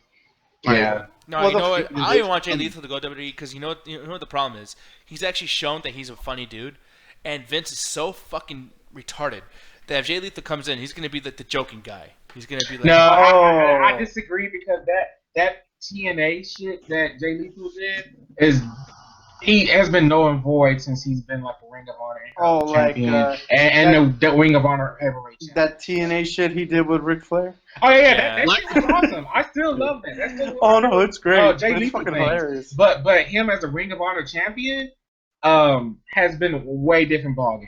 Way different ballgame than Jay Lethal. He's proven himself. How fucking fucked up would it be if they fucking signed up Colt Cabana? No, That's never gonna happen. Colt's never gonna let it happen. CM Punk would fucking void that shit out in a heartbeat. No, one thing I will say too, and I love CM Punk and I love his whole group of friends that he got going on, but Colt Cabana is overrated like a motherfucker. That dude sucks. That dude sucks. Yeah, I don't think Cabana. Yeah. I've never seen a good match. To me, he's the white E Big E. Yeah, yeah, that's perfect. Actually, that's perfect. I don't know, man. Colt Cabana just really never left an impression on me, and even his podcast isn't that great either. Because if you're good on the mic, I'll be like, okay, you know what? Yeah, maybe we should come on. But he's not even good on the mic. It's like Jesus Christ, dude. It's not that hard. Come on. we've been around the circles with SummerSlam, so I'm gonna go ahead and give it the final rating because pretty much every other match sucked on the card. Except for John Cena versus AJ Styles' match of the night. Other than that, most of the matches we've seen was very underwhelming. Wasn't that great, forgettable, as we just saw with I even forgot. I have to look at it right now. Miz versus Apollo Crews. So you forgot it again. Forgot it again. So I'm gonna give SummerSlam a 2 out of 5. Damn. Yeah, very 2 out of 5. It just wasn't that great. It was a very disappointing SummerSlam. Plus, to me, the past 2 SummerSlams was amazing. And I think it's my fault as well, because I hyped myself up for this pay-per-view, watching Ring of Honor, Dishonor, and NXT Brooklyn. Yeah. And they had way better wrestling, consistent wrestling than SummerSlam did. The order of the matches was horrible. It just wasn't that great. So, to me, 2 out of 5 for SummerSlam 2015. All right. Hovig, go ahead. Well, yeah, like I said, most of the matches that I was actually looking forward to, I liked either of the superstars that were in the matches, and whoever won those matches, I was cool with already. So it really didn't matter to me. That's why I'm a little more lenient on it. But overall, there was a lot of snore fests. You know what they should not do with this show, especially with matches like these? What? Make it 4 or 7 hours long, or however fucking long. It was basically 7 hours long. Damn, man. Yeah, it was that was one of the main things that I kind of like. If you want to keep something that long, just leave it for WrestleMania, because that I'll handle. But for SummerSlam, they got to tone it down a bit with the time. That way they could get better matches out there, because there was a lot of fucking unneeded shit. Like, fucking the 2 kickoff matches. One was like a worthless tag team match, and the other one was a match 1 out of match 7. Fuck those shits. And absolutely. The tag match from the beginning, that's with the Enzo and Cass versus Owens and Y2J, I didn't care for either. I didn't either. So, to be honest, today should have just been nothing but fucking belts. But that's what Night of Champions is for, if that shit's still around. I don't even know. Yeah, they're calling it Clash Champions now. Who knows? Yeah. Clash of Champions. And it's only going to be Raw, so it's a brand split. But, man, just fucking idiots, dude. Come on. But as far as everything else, I mean, I give it a 3 out of 5 because I fucking love that ending. Fuck, Randy Orton got his ass raped with that goddamn shit, bro. I just needed something along with this fucking shit, bro. You got his shit pushed in? Yeah, he really did. Got shit pushed in, home big time. Get his shit pushed in. No, actually, I actually have a couple of scenes from that match really quick. I wanted to show you guys this really quick. Yeah, this is a Brock Lesnar versus Randy Orton. You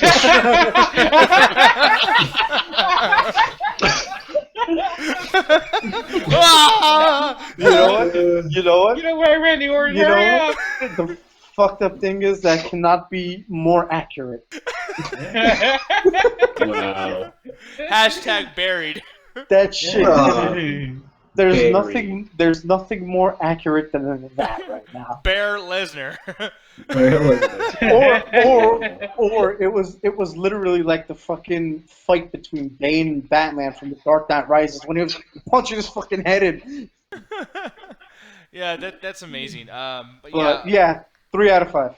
3 out of 5. Okay, Anthony, you watched the whole show. Anthony finally watched wrestling, people. Holy shit! I mean, he finally watched the fucking product. Yay! You're the fortune. You watched the wrong show, though. Exactly.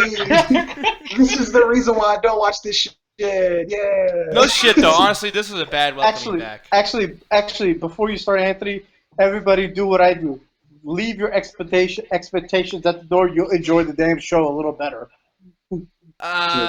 Yeah, I'll talk about that. That's the funny thing. Like, that's what I was actually doing, Hovik. Like, I was like, oh shit, because the video packages before the pay-per-views, they always get me pumped. They always get me pumped. All the matches they were showing, it was just like, oh shit, this is gonna be nice. It's gonna be nice.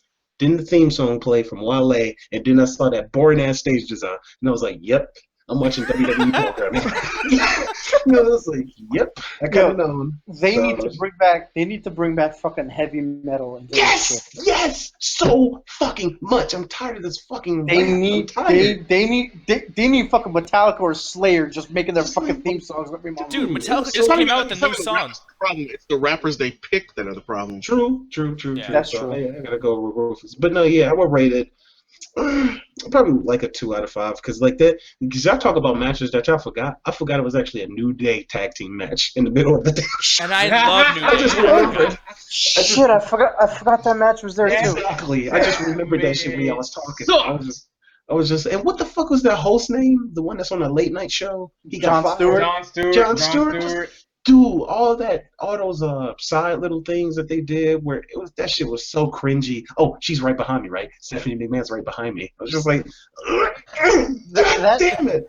That shit's like fucking comedy 101 right there. Oh my god, like man. Cliche comedy 101. It's fucking terrible. And for this to be the hottest party of the summer, this shit show was cold. So that's all I gotta say about that. But yeah, I'll say a 2 out of 5. Ruthless Wanda. Well, I mean, I'm not going to parse words about this thing. It gets a 1 out of 5 for me. Holy shit! Damn! And I'll tell you exactly why. I came into this going, okay, they've done some really great build-up coming out of the shakeup that the brand split was to make this still seem like something that's going to be worth it for everyone. They had done something amazing by putting the belt on Sasha, and whether or not that's because it's taken off her because she's going on honeymoon or because she's actually injured, doesn't matter. Like the pacing, I thought for most of the matches was really off, especially when you look at everything between the women's championship and the Rusev versus Reigns match. I liked the AJ Styles versus John Cena. It was in the wrong spot for certain. Like none of the matches after it really could build the crowd back up to what it should have been. I didn't like that there was a DQ finish to the tag title New Day versus Club match. As much as I liked Dolph Ziggler really trying to give another great performance with Dean Ambrose, I felt like it was a stage that was too big for him. And they didn't really do anything to make that match seem like there was an equal level to the two of them. I go back and I look at it and it's like, okay, what did I like most in each match? What made me impressed by each thing? And there's too many misses and not enough hits. Like Apollo Crews not getting the Intercontinental title, which I thought would have either ended that feud or made it go for at least another month with for real momentum, because Apollo Crews is now showing he's worth something and makes the Miz take things seriously. I really felt like if you were going to have Jericho in that match with Enzo and Cass, then Enzo and Cass probably should have won that match with Jericho breaking up there and going into their own separate feud, or to have a far more convincing win for Jericho, and I didn't get either of those things. As much as I hate the idea of the Sheamus versus Cesaro constant thing going on, I would have rather have had them actually, on the show. And I'm still mad that Sami Zayn and Neville had nothing to do on the actual show. Holy shit! I forgot that match existed. That's entirely pointless. The kickoff pre-show also had the Usos and American Alpha in an 8-man tag match with the other 4 tag teams that exist, basically. I didn't like any of that stuff. I didn't like the women's match. I thought that was in the worst possible position. Wait, are you talking about the tag match? Yeah, the women's tag match was Natalya, Alexa Bliss, and Nikki Bella versus Carmella, Naomi, and Becky Lynch. Not gonna lie though, real quick about that fucking thing, that match. When Nikki Bella came out and did one of those shits, I was like, oh my god! I was like, ah. See. You know when she ripped off the shirt and there was another shirt under it? I was like, goddamn motherfucker. That was a reflection of just how long, Ruthless, the one that you finished, but I just want to mention this. That Divas match was just a reflection of how long it's been since I watched the programming, because I was just like, I don't know who the fuck none of these are. That's part of the problem. SmackDown has not really built up Becky Lynch, especially, at the way they should have, and she's really needs to be the person that they focus on going forward, because that's their best possible worker when it comes to women's wrestling. But I didn't like the placement of it because it was like, okay, you just had a match that nobody cared about right before this, and the match after it is not going to get the crowd back up again. And it, like I said, it's just bad placement all around. I thought Brock Lesnar versus Randy Orton was about as close to we can't have any of them actually losing, but we need Brock to still look strong setup. That should have been way earlier. If AJ Styles and John Cena in this pay-per-view, I could easily go from this 1 out of 5 to like a 2.5 or 3 out of 5. But when you look at that, it's just indicative of how badly set up the physical schedule for this entire pay-per-view was. So I go with the 1 out of 5. Man. You know the problem with this shit is that I think for the past couple of years, or maybe it's just been this year and last year, is that I think we already said it earlier, is that Vince or whoever the fuck's decision it was is they're trying to make SummerSlam WrestleMania 2. Yeah, they really like are. the second WrestleMania of the fucking year. You know what I'm saying? Like, and like I'll tell you this much. Because here's the thing with me. I'm not going to give it a 1 out of 5 just because of the fact that there's a lot of stuff I miss. And Hovig, you were giving me some shit earlier. Like, you ain't seen the fucking matches, dude? But, like, I saw I a good didn't say amount. shit, bro. The way you said it on Facebook, I was kind of like, okay, yeah, he's probably like, man, how dare you not watch this What shit? did I I just felt like know, you did. I don't know. You didn't say that, but I kind of felt. I don't know why. But let me see. Hold on. You know what? Fuck you. I'm about to go back and see this shit. I don't know why. I just got that feeling. But really quick though, I mean, because there's a lot of shit that I didn't see, and I actually. Oh no! I was just asking you. I was like, you haven't watched any of it, like, because. Because yeah, but the way that sounds like, yeah, what the fuck? Like, we're doing a show tonight, Nick. What the like? Oh no! I mean, no. I was asking you because you said you were working. I was like, because I don't know. Usually when I do stuff, I have it on in the background. Yeah. That way I can focus on it. But that's what I was asking. I was like, you haven't watched any of it? So fuck you, Nick. No, but I was looking out for you, goddammit. No, and he was because he showed me the results and everything too, so I can kind of be prepared and whatnot. But I went back and I watched a couple of things because what I did see in the beginning was a pre-show, and that's what I'm like I said, I'm not gonna give it a 1 out of 5 because it's not fair. I didn't watch everything, but. If you notice all these guys' reviews, they said one of the biggest issues, and Chris Jamal Grayson said this too first, the fucking booking of the matches, like the organization of what came on what. Like we did a show a few days ago, and Dean Hovig. Yeah, you should have seen my reaction when I saw the video packaging for Finn and Seth. I was like, that shit's on now. Yeah. I'm like, oh shit! And looking at I was like, we still have like an hour and a half or so to go. And that's a new belt. That should be the very last thing you put on. It's a new fucking belt. It's a big moment, and that was like before Rusev and Reigns, which wasn't even a match that you gave us for free a fucking week ago. Are you serious? But anyways, dude, oh my god, I just thought about it. You know how this shit's trying to be like WrestleMania? Yeah. Remember that shit with The Rock and Eric Rowan or whoever the fuck it was? Yeah, and Bray Wyatt. Yeah. Yeah, and here's another thing. There you go. They did that shit with fucking Rusev and the Reigns. And then here's another thing, too. Where the fuck is Bray Wyatt? He was supposed to be a big part of that fucking Dolph Ziggler storyline with Dean Ambrose. No Bray Wyatt, as far as I can tell from his reviews. No, he got injured. Well, at least have him do a promo. Like, is his fucking mouth broken? Like, you know what I mean? Yeah, you immediately had, like, Bray Wyatt talking on the video monitors, during the match. And then Eric Rowan appear out of nowhere just to intimidate and sit outside the ring. That would have upped the level of that match. Just like somebody is up for Bray Wyatt's next victim. Who's it gonna be? Yeah, exactly. Like still make his presence be known. Like that's the whole point of a Wyatt family is that he has minions to do his dirty work, and you're not using any of it. What the fuck is wrong with you? So it's kind of like I don't know. The pre-show, I will give it this: is that when I watched the pre-show, everybody seemed like they gave a shit. That Sheamus Cesaro match was fucking awesome. I love that match. The Dudley's match with fucking Neville and Sami Zayn. Which by the way, every time Sami Zayn comes out, I leave to go play Tony Hawk. Oh shit! So that's. Man, that's who they were fucking facing. I forgot who the fuck. Yeah, and Neville is in great shape, but like his gimmick about being a superhero, it's fucking wrestling. You look ridiculous. Put some pants on. Do some Rob Van Dam shit. Right. Last year was the Red Arrow versus Green Arrow. That's and they're doing the same shit. He has like they do this video package, and it's this fucking purple. I don't know what's shooting down to. Maybe he ate some bootios. I don't fucking know. But the shit's shooting down to the fucking globe.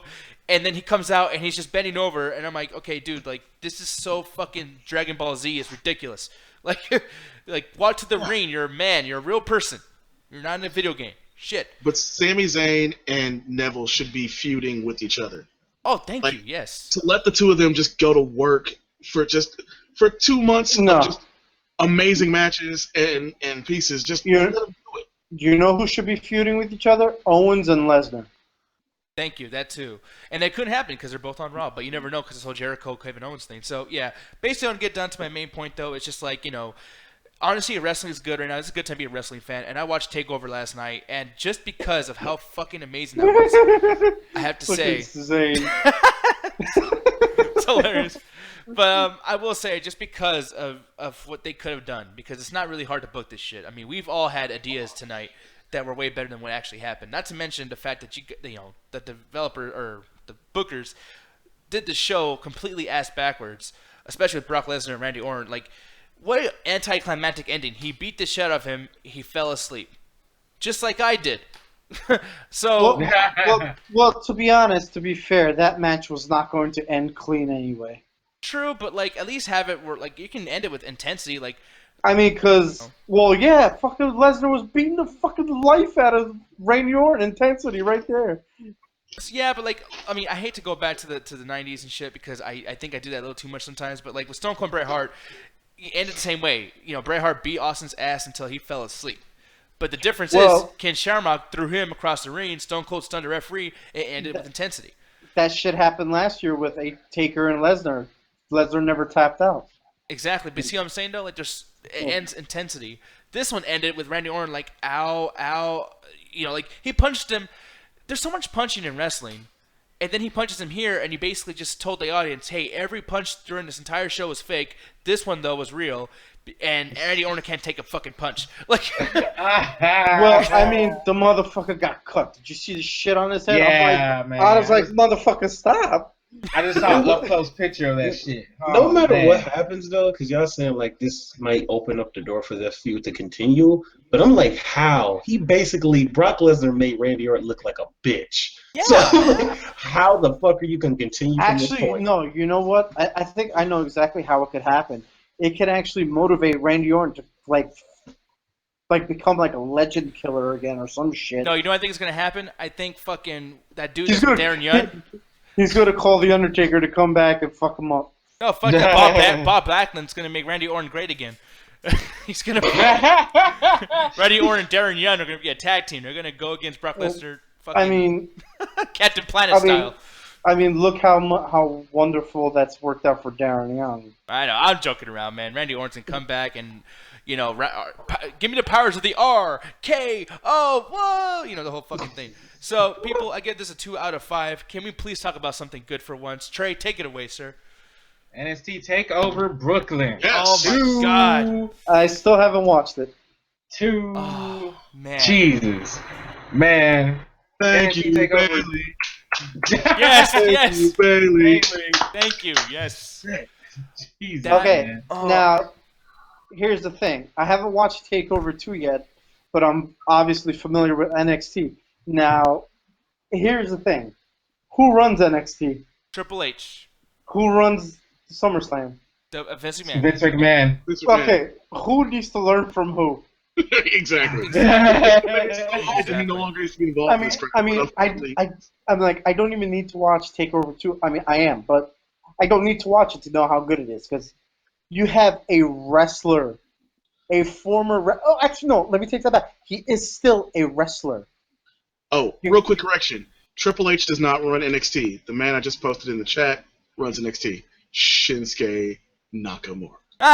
Man, who signed his ass? No, but anyway. I don't know who this motherfucker is, like this Nakamura guy, but this motherfucker got style. His entrance was pretty much somebody playing the violin. Dude, that was so incredible, dude. That's still in my head right now. But anyway, let me get back to my point. So basically, the thing is, you have a wrestler who is part of corporate running a brand in a conglomerate that's doing better than the main product, because the people running the main product have no idea what goes on in the ring. Yeah. And then you got somebody who knows the ins and out of the fucking ring. Yeah. Like, they don't see a correlation here. Like, I honestly think that Triple H really needs to get his hand on the main product, because it might be better. Yeah, I can't wait for that day. I kind of feel like that's what's going to happen, and that this is NXT is essentially Triple H's way of convincing Vince that it's time for Vince to retire and that things will be okay. Because at this point, NXT might as well be its own separate promotion entirely. I already consider that. I consider that. Yeah. Yeah. Freaking no way, Jose. Look at that picture. Look at that picture right there. Look at that picture. Yeah. No way. That is all Triple H is doing right there. I mean, Triple H just, and I'm gonna break this one because I think this is actually what's happening. I think Triple H obviously has Kota Ibushi coming in from the CWC, but I think they just don't Noam Dar. That's what I was talking about earlier when Noam Dar's lost all of his British matches here lately. Like, Triple H is going like, I want that guy because he's good. I want that guy because he's good. You know what's funny? I just thought about it. As soon as you brought that up, Ruthless, I just thought about it. Triple H is what Eric Bischoff was back when he was running WCW in its earlier days. Yeah. Back when it was fucking beating out WWF at the time. Yeah. That's what Triple H is right now. He is fucking Eric Bischoff. Yeah, I may like phrasing some of the guys things he's done when he was still wrestling, full time. But shit, man, since he's taken over NXT, I've loved the moves he's done so far. Oh yeah. Just get the Young Bucks to make me really happy, I'd be in a good place. Another thing, if everybody notices that 90% of all the matches, like actually almost every single match, 90% of the superstars were all NXT superstars in all the matches today. I mean, one of the first draft picks of the draft was an NXT draft pick. It was NXT. Yeah. So Finn Balor. So I'm just saying. Plus, let's be blunt now. Triple H is just waiting for Vince McMahon to die. Damn! Don't say it like that, Jesus. Hey! You know what? You ain't lying. CM Punk was right. CM Punk spoke the truth in that promo. That WWE would probably be way better if Vince died.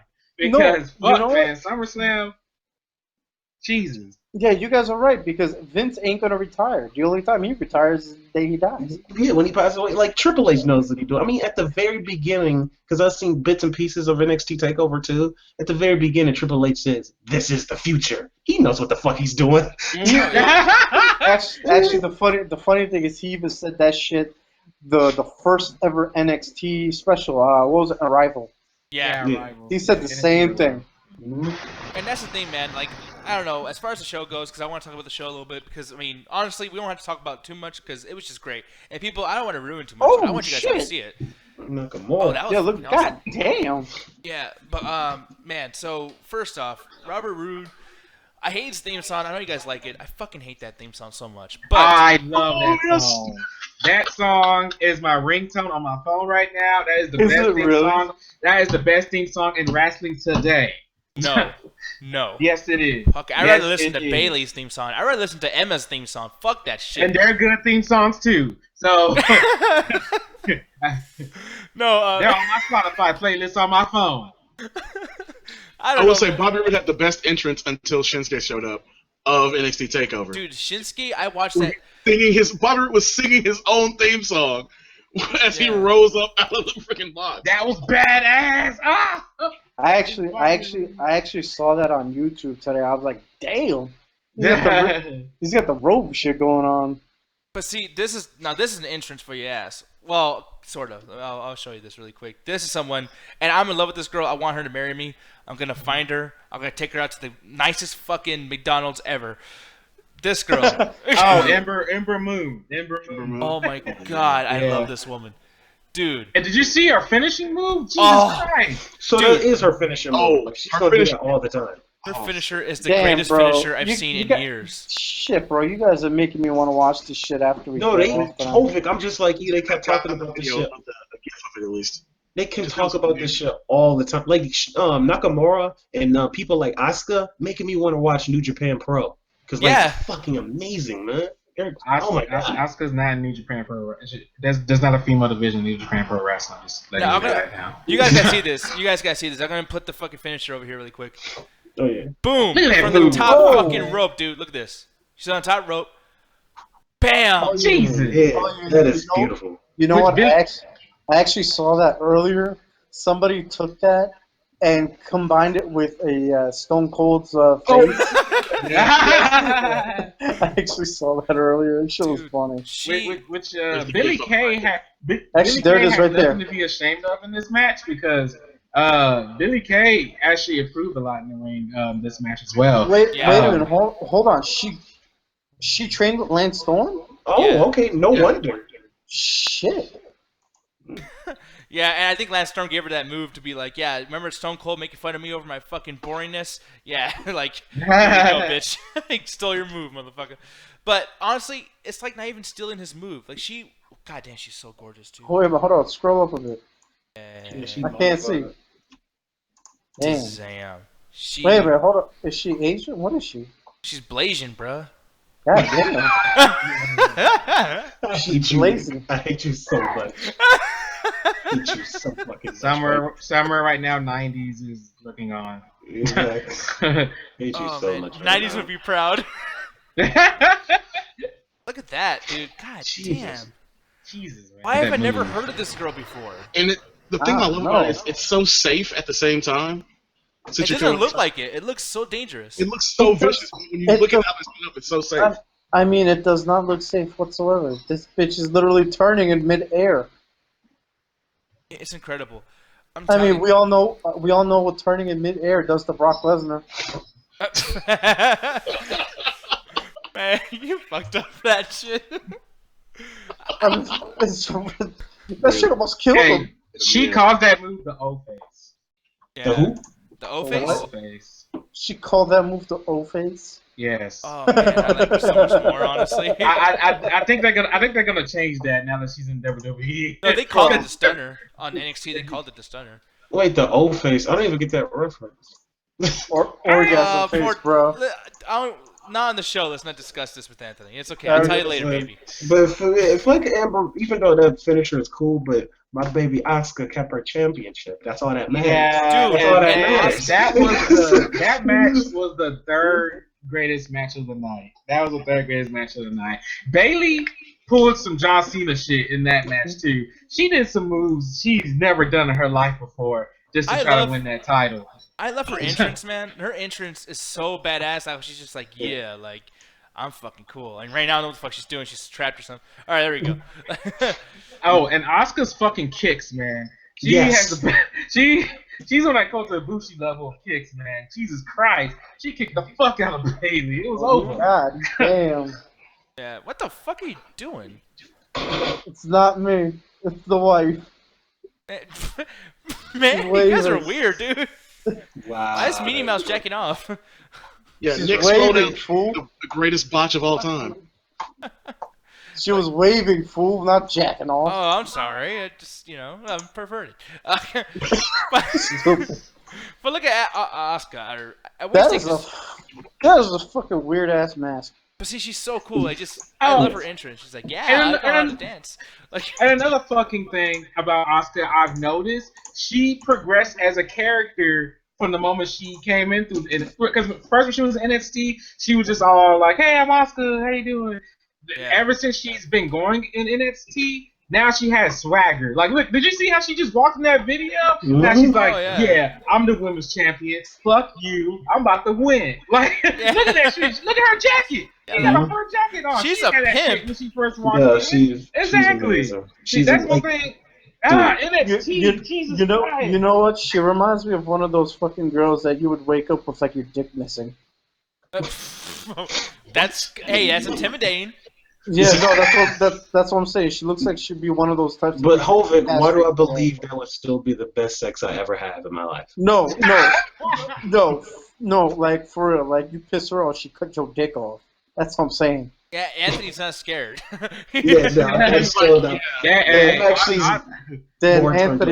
Then goddamn, you got some fetishes going on, bro. No, I'm actually more to it. She could do any fucking thing to me. She can kick Anthony my fucking loves ass. Asuka. I don't care.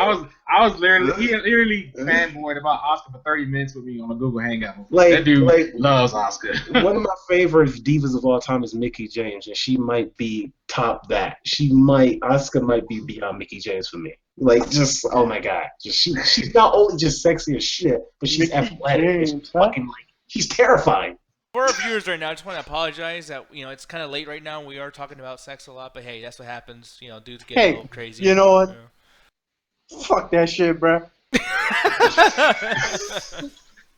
No, dude, Asuka. By the way, too, can you just like spell her name like Asuka? Like it looks like a Asuka. Every time I see her come out, I'm like, hey, here comes Asuka.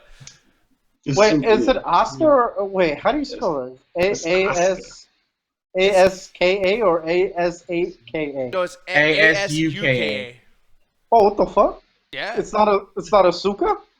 No, it's Asuka. Asuka is Asuka. No, Chris Jamal. In my whole life, I never seen a silent U.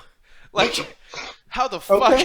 Wait, Chris Jamal actually made a good point in the chat. Think about it. NXT, 2 Japanese stars as champions would have never happened 15 years ago. Exactly. Oh, hell yeah. Agreed. Never would. Yeah. Agreed. Yeah. Funaki was an announcer. They had the Japanese group in WWE chopping Val Venis's dick off and all this shit back then. So WWE has come a long way. Oh my god. I choppy your pee-pee. That shit. Yeah. I mean, like, because I miss him too. Oh my god. I mean, yeah. We talk about the company that had Japanese stereotypes. Remember Jane Wang Yang? Jimmy Wayne Yang. Jimmy Wayne Yang. I hate to. He's still doing that gimmick outside What? WWE, though. That's the sad thing about it. Like you would think he would change that gimmick, but nope, he's still doing that cowboy Asian shit. Then you know what it is? Then it might have been his gimmick from the get-go. Jeez, that kick. God damn, dude. Yeah, she is. She's amazing. Hold up. Eat your heart out, Roman Reigns, you faggot. Like, Fuck you, Roman. They was dude. They when I don't want to stay on this point too much because I want to get back to NXT because I didn't see it. But during that match, I think it was the Roman Reigns. If they're cheering for fucking Heath Slater during your match, it's a problem. dude, wait, what? Hey, that was another problem with SummerSlam. What the fuck was Heath Slater? Man, who the fuck cares? Probably jerking off somewhere trying to get. Were they really cheering for Heath Slater? No, they was literally saying we want Slater. No, it wasn't even a match. It was just a brawl. So we want Slater and CM Punk. Dude, I love the audience. Brooklyn, you're my favorite crowd. Like, fuck yeah. yeah, man, look at that shit, bro. Like, I'm telling you, this bitch looks like some shit we find in We Happy Few, the game. Dude, I don't give a shit. We happy. With cotton candy hair. Oh, I would ride her face into the sunset. Like, and then you're not a woman. You can't. God damn it. Jeez, man, Anthony, you gotta go to sex ed, dude. God damn. All right. Not how that works. That's not how any of this works. Actually, technically, you know what? No, fuck it. He's gonna put his balls in your head like it's a water balloon, just. Like, that's gonna be some serious teabagging, Anthony. And you're gonna hurt. No, Hovik, it's only one. It's only bro. Say what? That's Roman Reigns. Listening to that fucking conversation, just like, yep. So, no, Hovik, it's only room for one person in this hole. Don't come in here with me. Don't come here with me. No, but besides the Oscar match, any other highlights from NXT? Man, the fucking best match of the night. The Revival versus Tommaso Ciampa and John. Thank you. Gargano. Fucking, it was Jesus. nuts. Man, the Revival. I said this earlier. That the club is supposed to be what the Revival. Something like that. The Revival is everything the club should be. The Revival is the greatest tag team in wrestling today. Yeah, they're the greatest. They are fucking amazing. Openly on that one. The Young Bucks are the greatest tag team in wrestling. Man, but here's the thing. Like the Young Bucks does flips and kicks and all that. The Revival don't depend on that shit. They depend on pure skill, and that is what they did in this match. It was just fucking amazing. Dude, their communication in the ring makes it so realistic. God, Chris. Oh, stop, Chris. Oh, man. This is like, fuck you, thirst trap silence. Stop feeding Anthony his fuel. Chris. No, I'll be Anthony's ass if he tries to drink to that. That's my wife. You know what? I mean, you know what? Thank you, Chris. Heavy breathing intensified. Everyone right now chant, thank you, Chris. In 3, 2, 1. Thank you. Thank you, Chris. Thank you, Chris. And now, if you'll excuse Anthony, he's going to use that for science.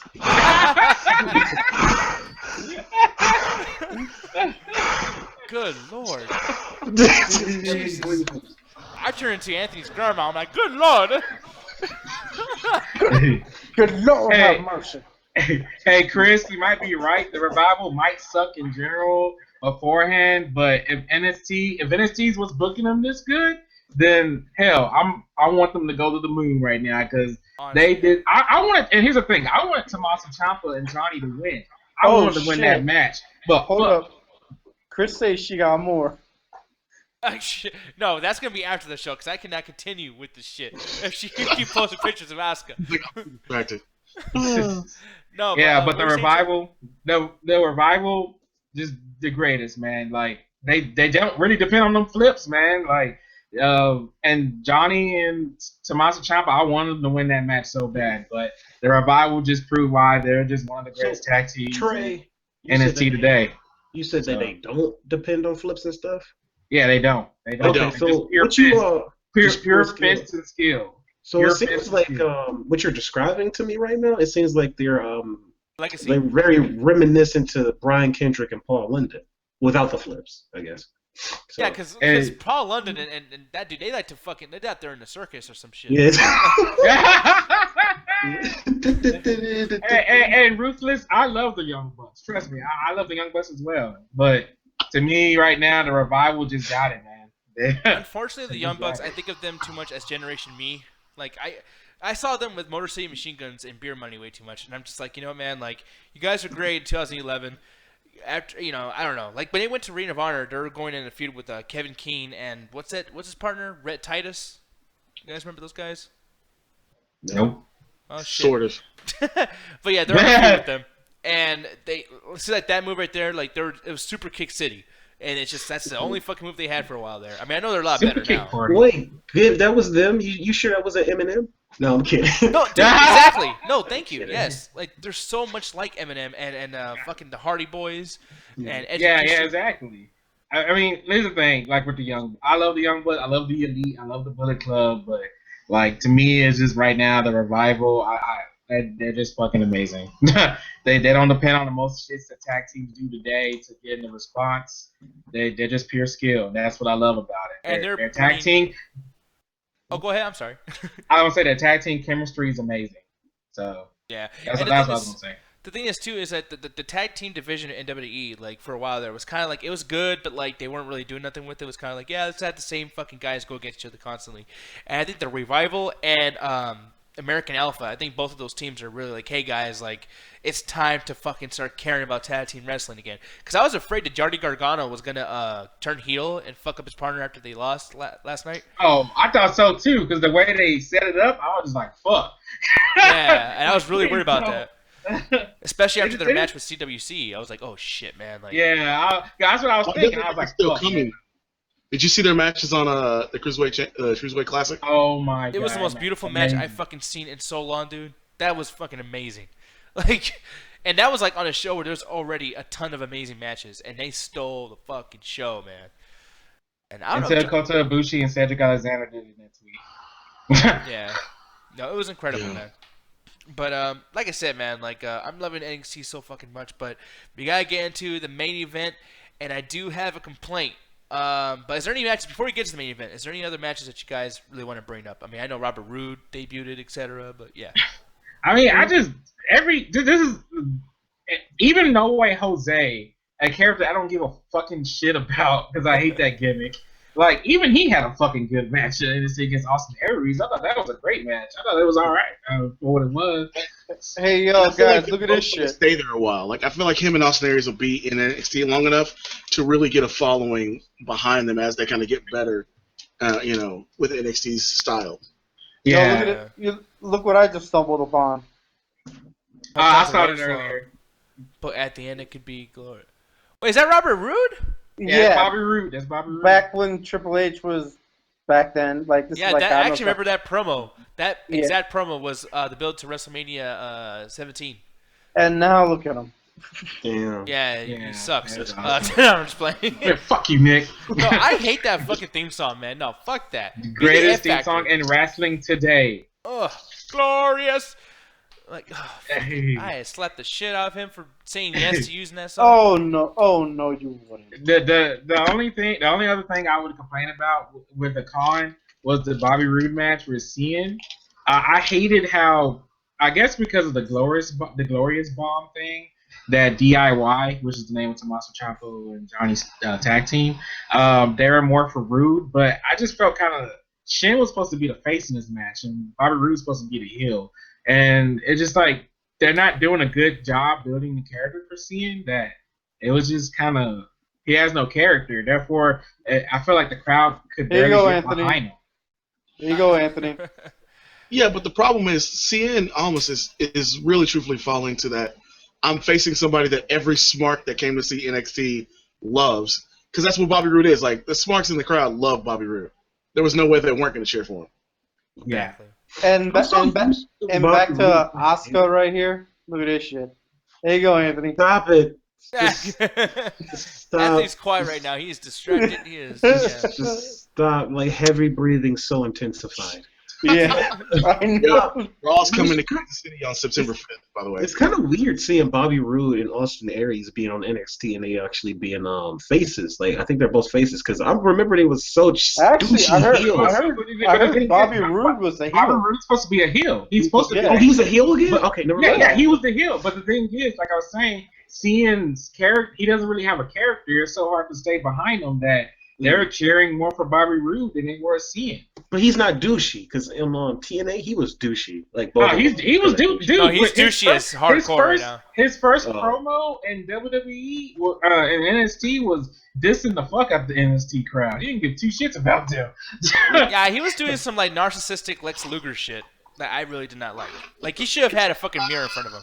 I would say it's less Lex Luger and more Ric Flair, but fair enough. No, you know what? Yeah, no, you're right. You're right. I didn't want to say Ric Flair because I didn't want to feel like I felt like that was kind of like an easy thing for me to say. And I kind of like Lex Luger from back in the day a little bit. You know, same with Shawn Michaels. I think they had like very, very similar gimmicks when Shawn Michaels first turned heel on Marty Jannetty. But that's why I feel like with Robert Roode, like this is going to be something he does for like 3 months. And then when he goes to the WWE roster, he's going to be the F Factor. He's going to be completely different, new theme song, new everything.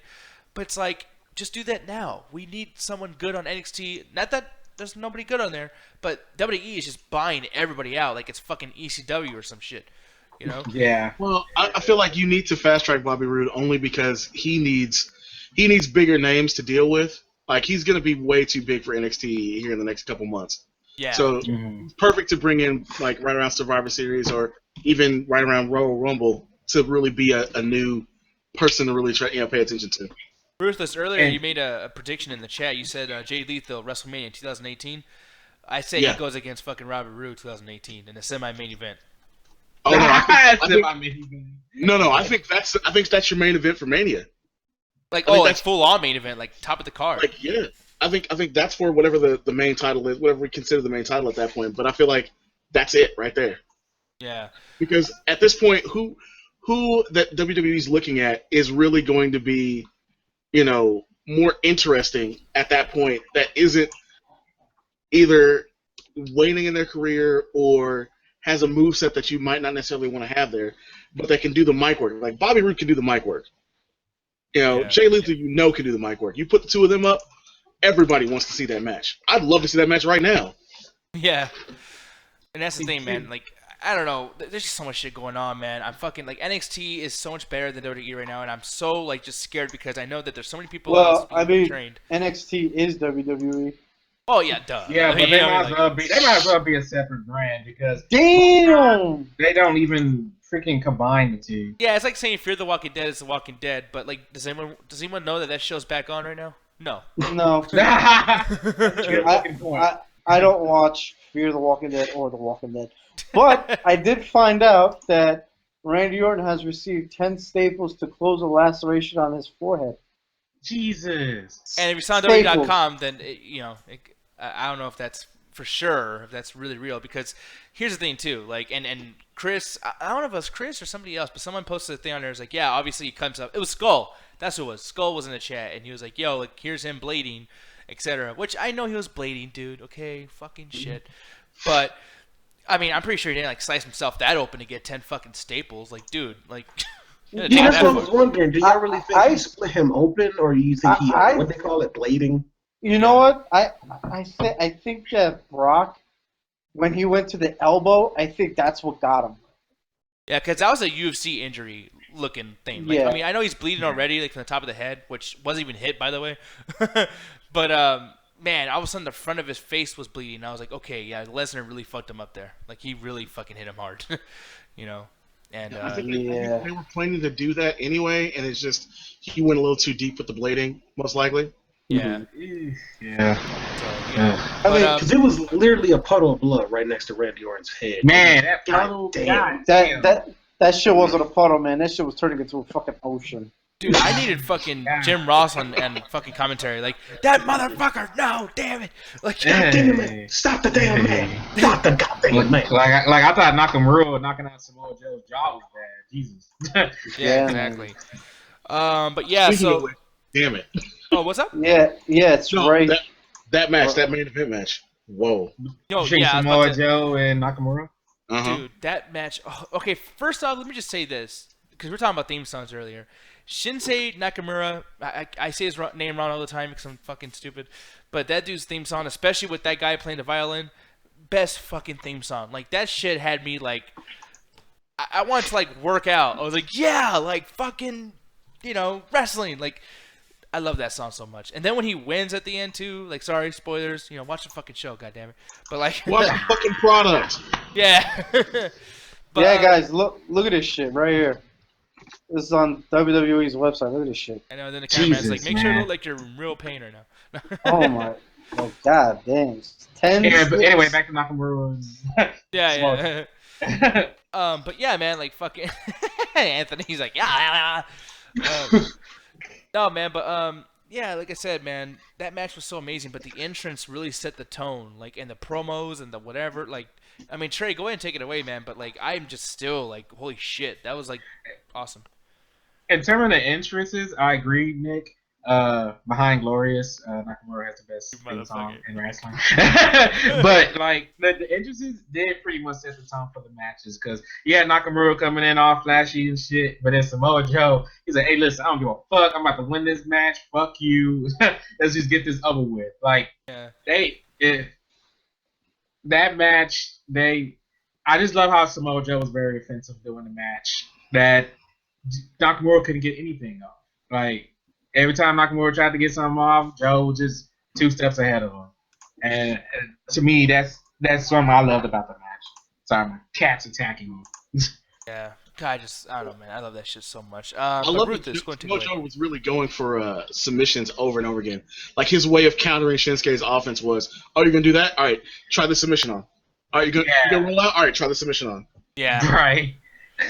Yeah, there's a continual effort. Like, they both were craving to win that match. Like, they're both like, no, fuck you, dude. Like, I'm stubborn. I want to win this match. And sometimes you see too much cooperation in a match. Like, someone takes a finisher or a slam and they're just like, yeah, like, ouch, ooh, like, I'm making you look good.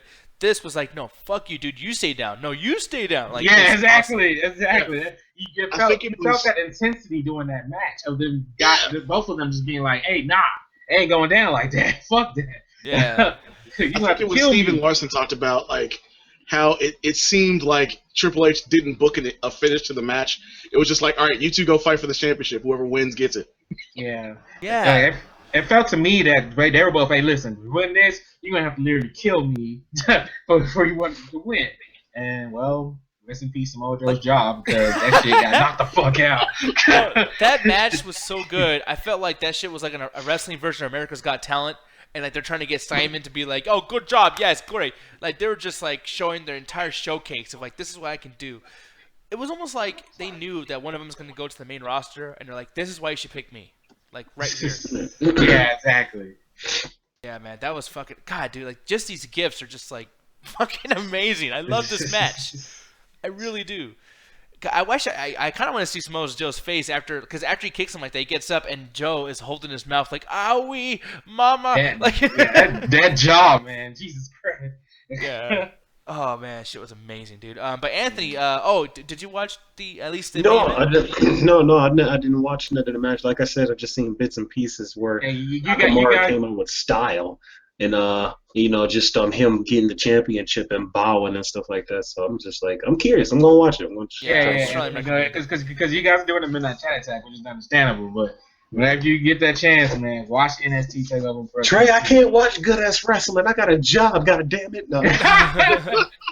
Hey, my job was to fucking review, and I did. Right here. No, really quick, I will say, man. I'm unemployed, so I ain't got shit going on. No, but really quick too, I had to say, and I'm glad that Ruth, you put this up there too, because I'm happy to see Hideo Itami back and everything. Oh yeah, I saw that shit too. What, he GTS Austin Aries? Yeah, but see, I marked the fuck out. I don't know who taught CM Punk that move. I'm not sure. Maybe it was Hideo Itami. If you watch the documentary, CM Punk did, he actually got that move from Hideo Itami. He gave full credit to him. And he said that move was so brutal because nobody's really ever seen it before in America, so he decided to use it for himself. That's why when Hideo Itami, before he got injured, he kept hinting he was going to do it, but like they were trying to save it for a big moment, but he got injured. So I guess that's why he went ahead and did it. But that's the thing that's frustrating to me, is that it's been CM Punk's move, for WWE now, and he does it. And I was just kind of like, man, like all I can think of is CM Punk. And now you're gonna get the whole crowd to start chanting. Oh no, Punk. I didn't because the crowd was chanting for Kenta to do the GTS. Everybody was like GTS, GTS. They weren't chanting CM Punk's name. They were behind Kenta 100%. That crowd know that he invented the GTS. So I was very happy that because if they would have chanted CM Punk, I would have been pissed. But the crowd knew hey, this guy originated the move. So. Yeah, so I don't know, man, but man, that was fucking awesome. Austin Aries, great way to end his match because he was. And by the way, Anthony, I don't know what you're talking about. Like, well, they're both heels or both faces. Mm-hmm. Man, they're both heels. Like Austin Aries is a heel like a motherfucker. He choked that poor man out. Wait, because when I was watching NXT, Austin Aries, like he was getting like ambushed by this one guy, and he was like, "Damn, man, that wasn't why you do that for?" Oh, Baron Corbin, that wasn't cool. He was all like sad about it. He was like, "Oh, that wasn't cool, man. Why you do that for?" I was like, "This is kind of weird." I was like, "This is kind of weird seeing him, dial it back some." Because if he still is a heel, he's dialed it way back than when he was on TNA. Because like I said, they was both fucking douches. I could not stand Austin Aries when he was on TNA. Like, really? Jesus, I literally wanted to choke that motherfucker. To be honest, I barely remember Austin Aries in TNA, but that's because I barely remember half the shit from TNA. So, no, 2012 was an okay year. I mean, it was bad because it was like post Immortal and all that bullshit. But Austin Aries came there and did a great job, and I always wanted to see him in WWE. The thing is, though, I was kind of iffy about him being in NXT because he's on a certain level where it's like, okay, dude, like he's paid his dues. You know what's great? You got AJ Styles, you got Bobby Roode, you got Austin Aries. They all came from TNA or whatever. Yeah. And then AJ Styles is the only one that went straight to the main roster. But see, like, is there a particular reason why? Like, here's the thing, like I don't know. You never send AJ Styles to NXT. There's no way. I knew Samoa Joe. Personally, Samoa Joe personally wanted to go to NXT because he said that because Samoa Joe wanted to go there because it was the place to be. Like it was the place to wrestle, because he was always hearing good shit about NXT, so he wanted to go there instead of going to the main roster. It was his choice. Now I can't speak for Austin Aries. I totally forgot that Samoa Joe was in there too. I forgot that he was in TNA. Yeah. Wait, how the fuck? Wait, how the fuck?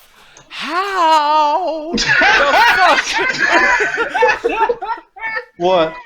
How did you forget that boy was on TNA? He has a tattoo of TNA on his ass. Like, didn't I just say I forget half the shit that was on TNA? Man. I remember the most of it. How long has it been since he's been on TNA? Like a year? No, I think it was 2 years. Yeah, 2 years. It's been a fucking while, man. He's been in WWE for a fucking year. I just remember, like, here's the thing, and I'm gonna sound like an asshole, okay? But like, God, I always say fucked up shit, man. I need to stop this shit. But okay, so I didn't like wrestling from 2002 to 2010 because I just couldn't stand like Stone Cold and The Rock left and all these guys I love. So I went on TNA. Now, first off, I thought the reign looked retarded with the 6 sides. I was like, okay, what the fuck is this? Like UFC without the cage. That. I love that shit. Yeah, I didn't like it that much. But then I see Jeff Jarrett as a champion. I'm like, oh wow, WCW's still around. I didn't know they fucked up the reign. And then all of a sudden Samoa Joe comes out. And he's like this huge badass, and the dude has man titties shaking as he walks to the ring, and it's like this huge Godzilla song in the background, like dun dun dun dun dun. And I'm like, yeah, I look better than him.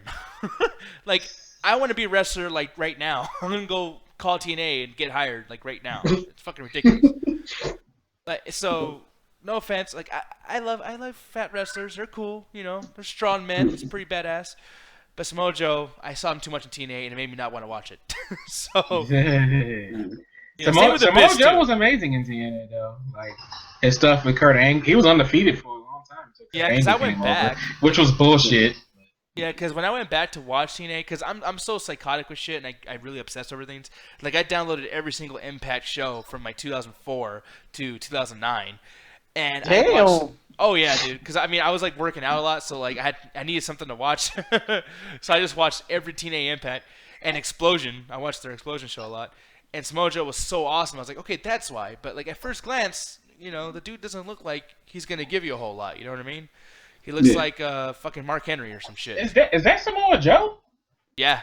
Oh my god! Yeah. Way back when, yeah.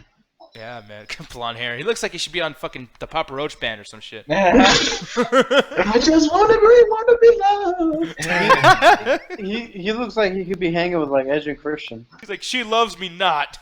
No, I'm gonna go ahead and give my NXT rating, I guess.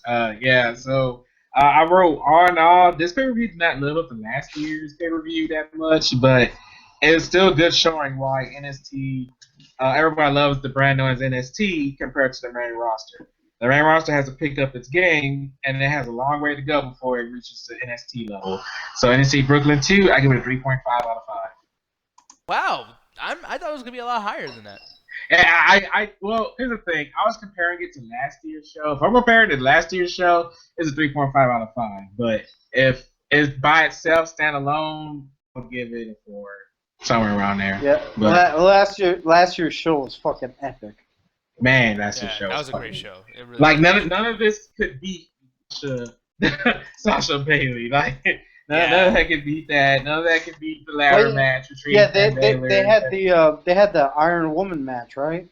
No, that was the first time Bailey won the title. No, what was it last year? That was Respect when they had the Iron Man match. That's right. That's right. Okay, yeah. Ruthless, go ahead, brother. Oh, I'm gonna go 4.5 out of 5. It wasn't perfect. God damn. It really wasn't perfect. Like, and when I go back and I look at, the stuff that I'm looking for from an NXT event of this size, I was happy. I didn't really see a match that was like, okay, they could have just cut this out entirely, even though the Austin Aries versus No Way Jose was not, big in importance-wise. It was still a good match. It wasn't great, like I said. It wasn't great, but it wasn't bad. Of course, having Itami show up at the end was perfect for that. I liked having a little bit of a calm down before we got into Bobby Roode by having Ember Moon versus Billie Kay, which turned out to be, honestly, pretty good work out of both of them. I think that bringing Billie Kay up for that one moment on SmackDown really kind of made people pay attention to her. What the hell, Anthony? What? Yeah. Is that Asuka? No, Yeah. blame Chris. Blame Chris. I'll tell y'all later. Wait a minute. Wait, was she in a porno or some shit? No, he found some videos she was in. I guess some modeling videos, and I said Chris might have to host an MCA with you, Nick, because I might yank my dick off. Yeah, I'm not even gonna watch that, dude, because I ain't gonna fucking ruin my life. Oh my god! No, but continue your point, Rufus. I felt like the pacing was great. I felt like the matches were in the right order. I actually really loved Samoa Joe versus Shinsuke. Like, I was into it the entire time, watching it live and when I rewatched. But my match of the night was actually Asuka versus Bailey. I was wondering, like, if Bailey wins this, that means she's going to be here a while. If Asuka wins this match, then Bailey's clearly gone off. And I thought they did a great, sort of final goodbye, it seems like, for Bailey, having her point to the logo at the end as she's walking out, as she's walking back. Like, it was like, I'm not gonna say glorious. It was great, and it was glorious. Just say it. Yeah, but I got everything I wanted out of it. Like the tag match between the Revival and Gargano and Ciampa was just perfect. Like it was not it was not the perfect match. It was just done perfectly. So yeah, other than wanting maybe a slight, slightly more out of a couple people, everything was fine. Performances were perfectly solid top to bottom. So I get a 4.5 out of 5. Now, Hovig, I'm going to save you for last. I'm going to give mine really quick. I haven't watched it. I can't give you a rating. Oh, yeah. Fuck. Shit, I didn't want to be last. God damn it. Oh, I can go, Nick. Because from what y'all hear, I really want to watch it, and I give it an Oscar out of Oscar. So, You yeah, son go of a ahead. bitch. You're such a fucking idiot. Oh, man. For me, here's the thing. And, like, it's not another joke where it's like, oh, Nick's opinion sucks. But I got to tell you, man, that show was so amazing. I was a little bit let down of the Nakamura versus Samoa Joe match. I'm sorry. But, like, you want Samoa Joe to win? No, not even that. What, you're trying to say because I'm fat and that I fucking want the fat guy to win? Is that it? Huh? Yes, that's exactly what I'm fucking saying, you Nimrod. No, honestly, the thing is, damn, Nakamura can be a stripper. Jesus Christ. Yo, this motherfucker doing smooth criminal. Magic Mike Triple XL. Dude, look at Triple H. That's what Triple H did when he saw that Oscar video that Anthony's looking at. He's just like, okay, I'm out. Fuck this. Show's over. Hey, it's like he's doing the SpongeBob meme.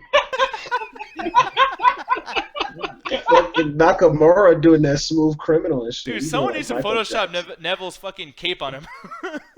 It's like Triple H breezing through the wind. Fucking damn! Holy shit! What happened there? Oh, what an asshole! Anyways, okay, sorry about that. I'm getting distracted by the chat here. But yeah, man, I just felt like the match was. I mean, even though it was good, even though it was intense, even though it was realistic, man, the whole show was just so fast paced and so badass. And these two, honestly, weren't doing as good as I thought everybody else did. But it was a great match still, great show. This is one of my favorite pay-per-views since WrestleMania 17. Like, I'm telling you, dude, this is up there with one of my favorite fucking shows. I gotta give it a 4 out of 5, though. Just the same thing what Ruthless said, man. It's not perfect. There's a lot of things missing from it. But, yeah, man, definitely watch this shit. When the crowd gets you a future contract. Man. That match had me crying. Close to the Bougie versus Cedric Alexander. Like, I love it. Wrestling makes me cry. The last time I cried over a match was Sasha versus Bayley last year in Brooklyn, which is why that's why I get the pay-per-view 3.5, because it can't beat Brooklyn from last year. But, man, Close to the Bougie Cedric Alexander tore down the house. I gotta say, man, like last time I cried, believe it or not, no one even knows this. I don't even think I told Anthony.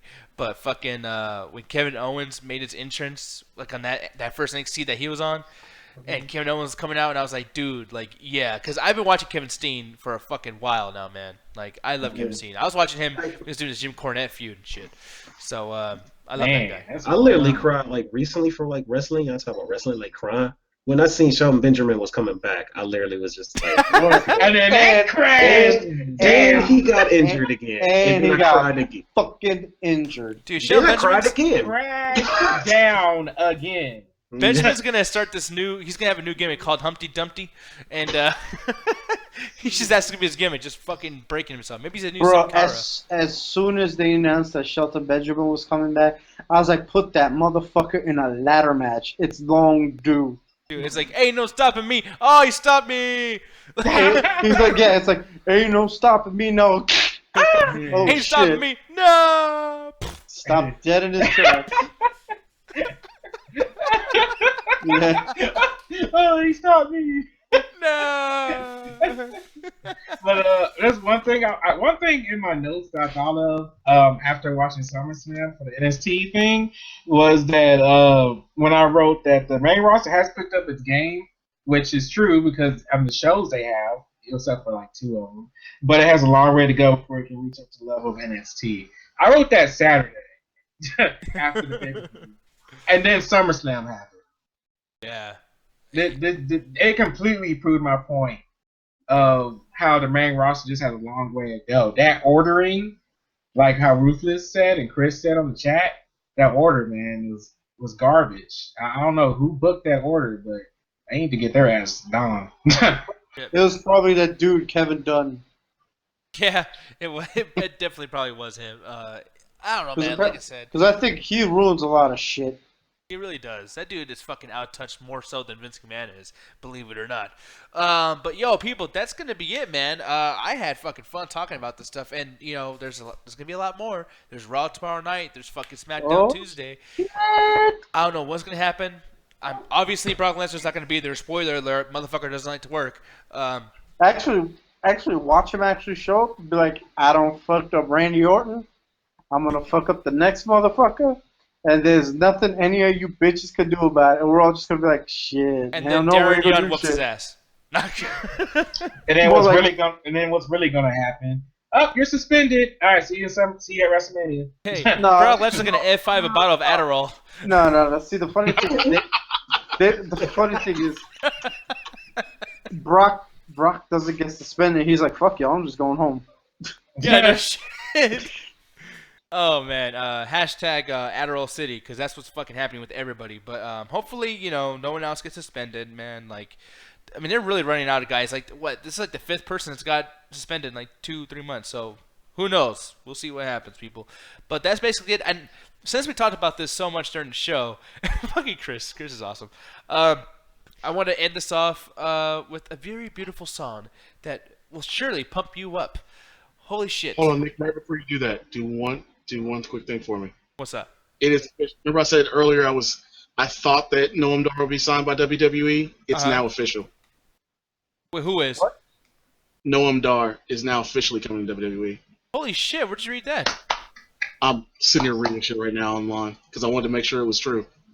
Wait a minute, who? Once the Cruiserweight Classic is over, he'll still be with the WWE afterwards. Oh shit! Oh fucking A.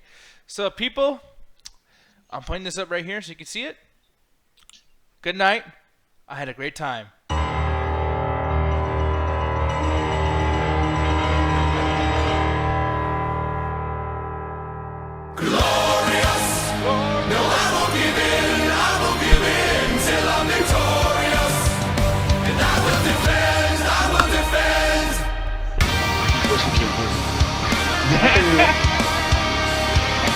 You know that shit. You know.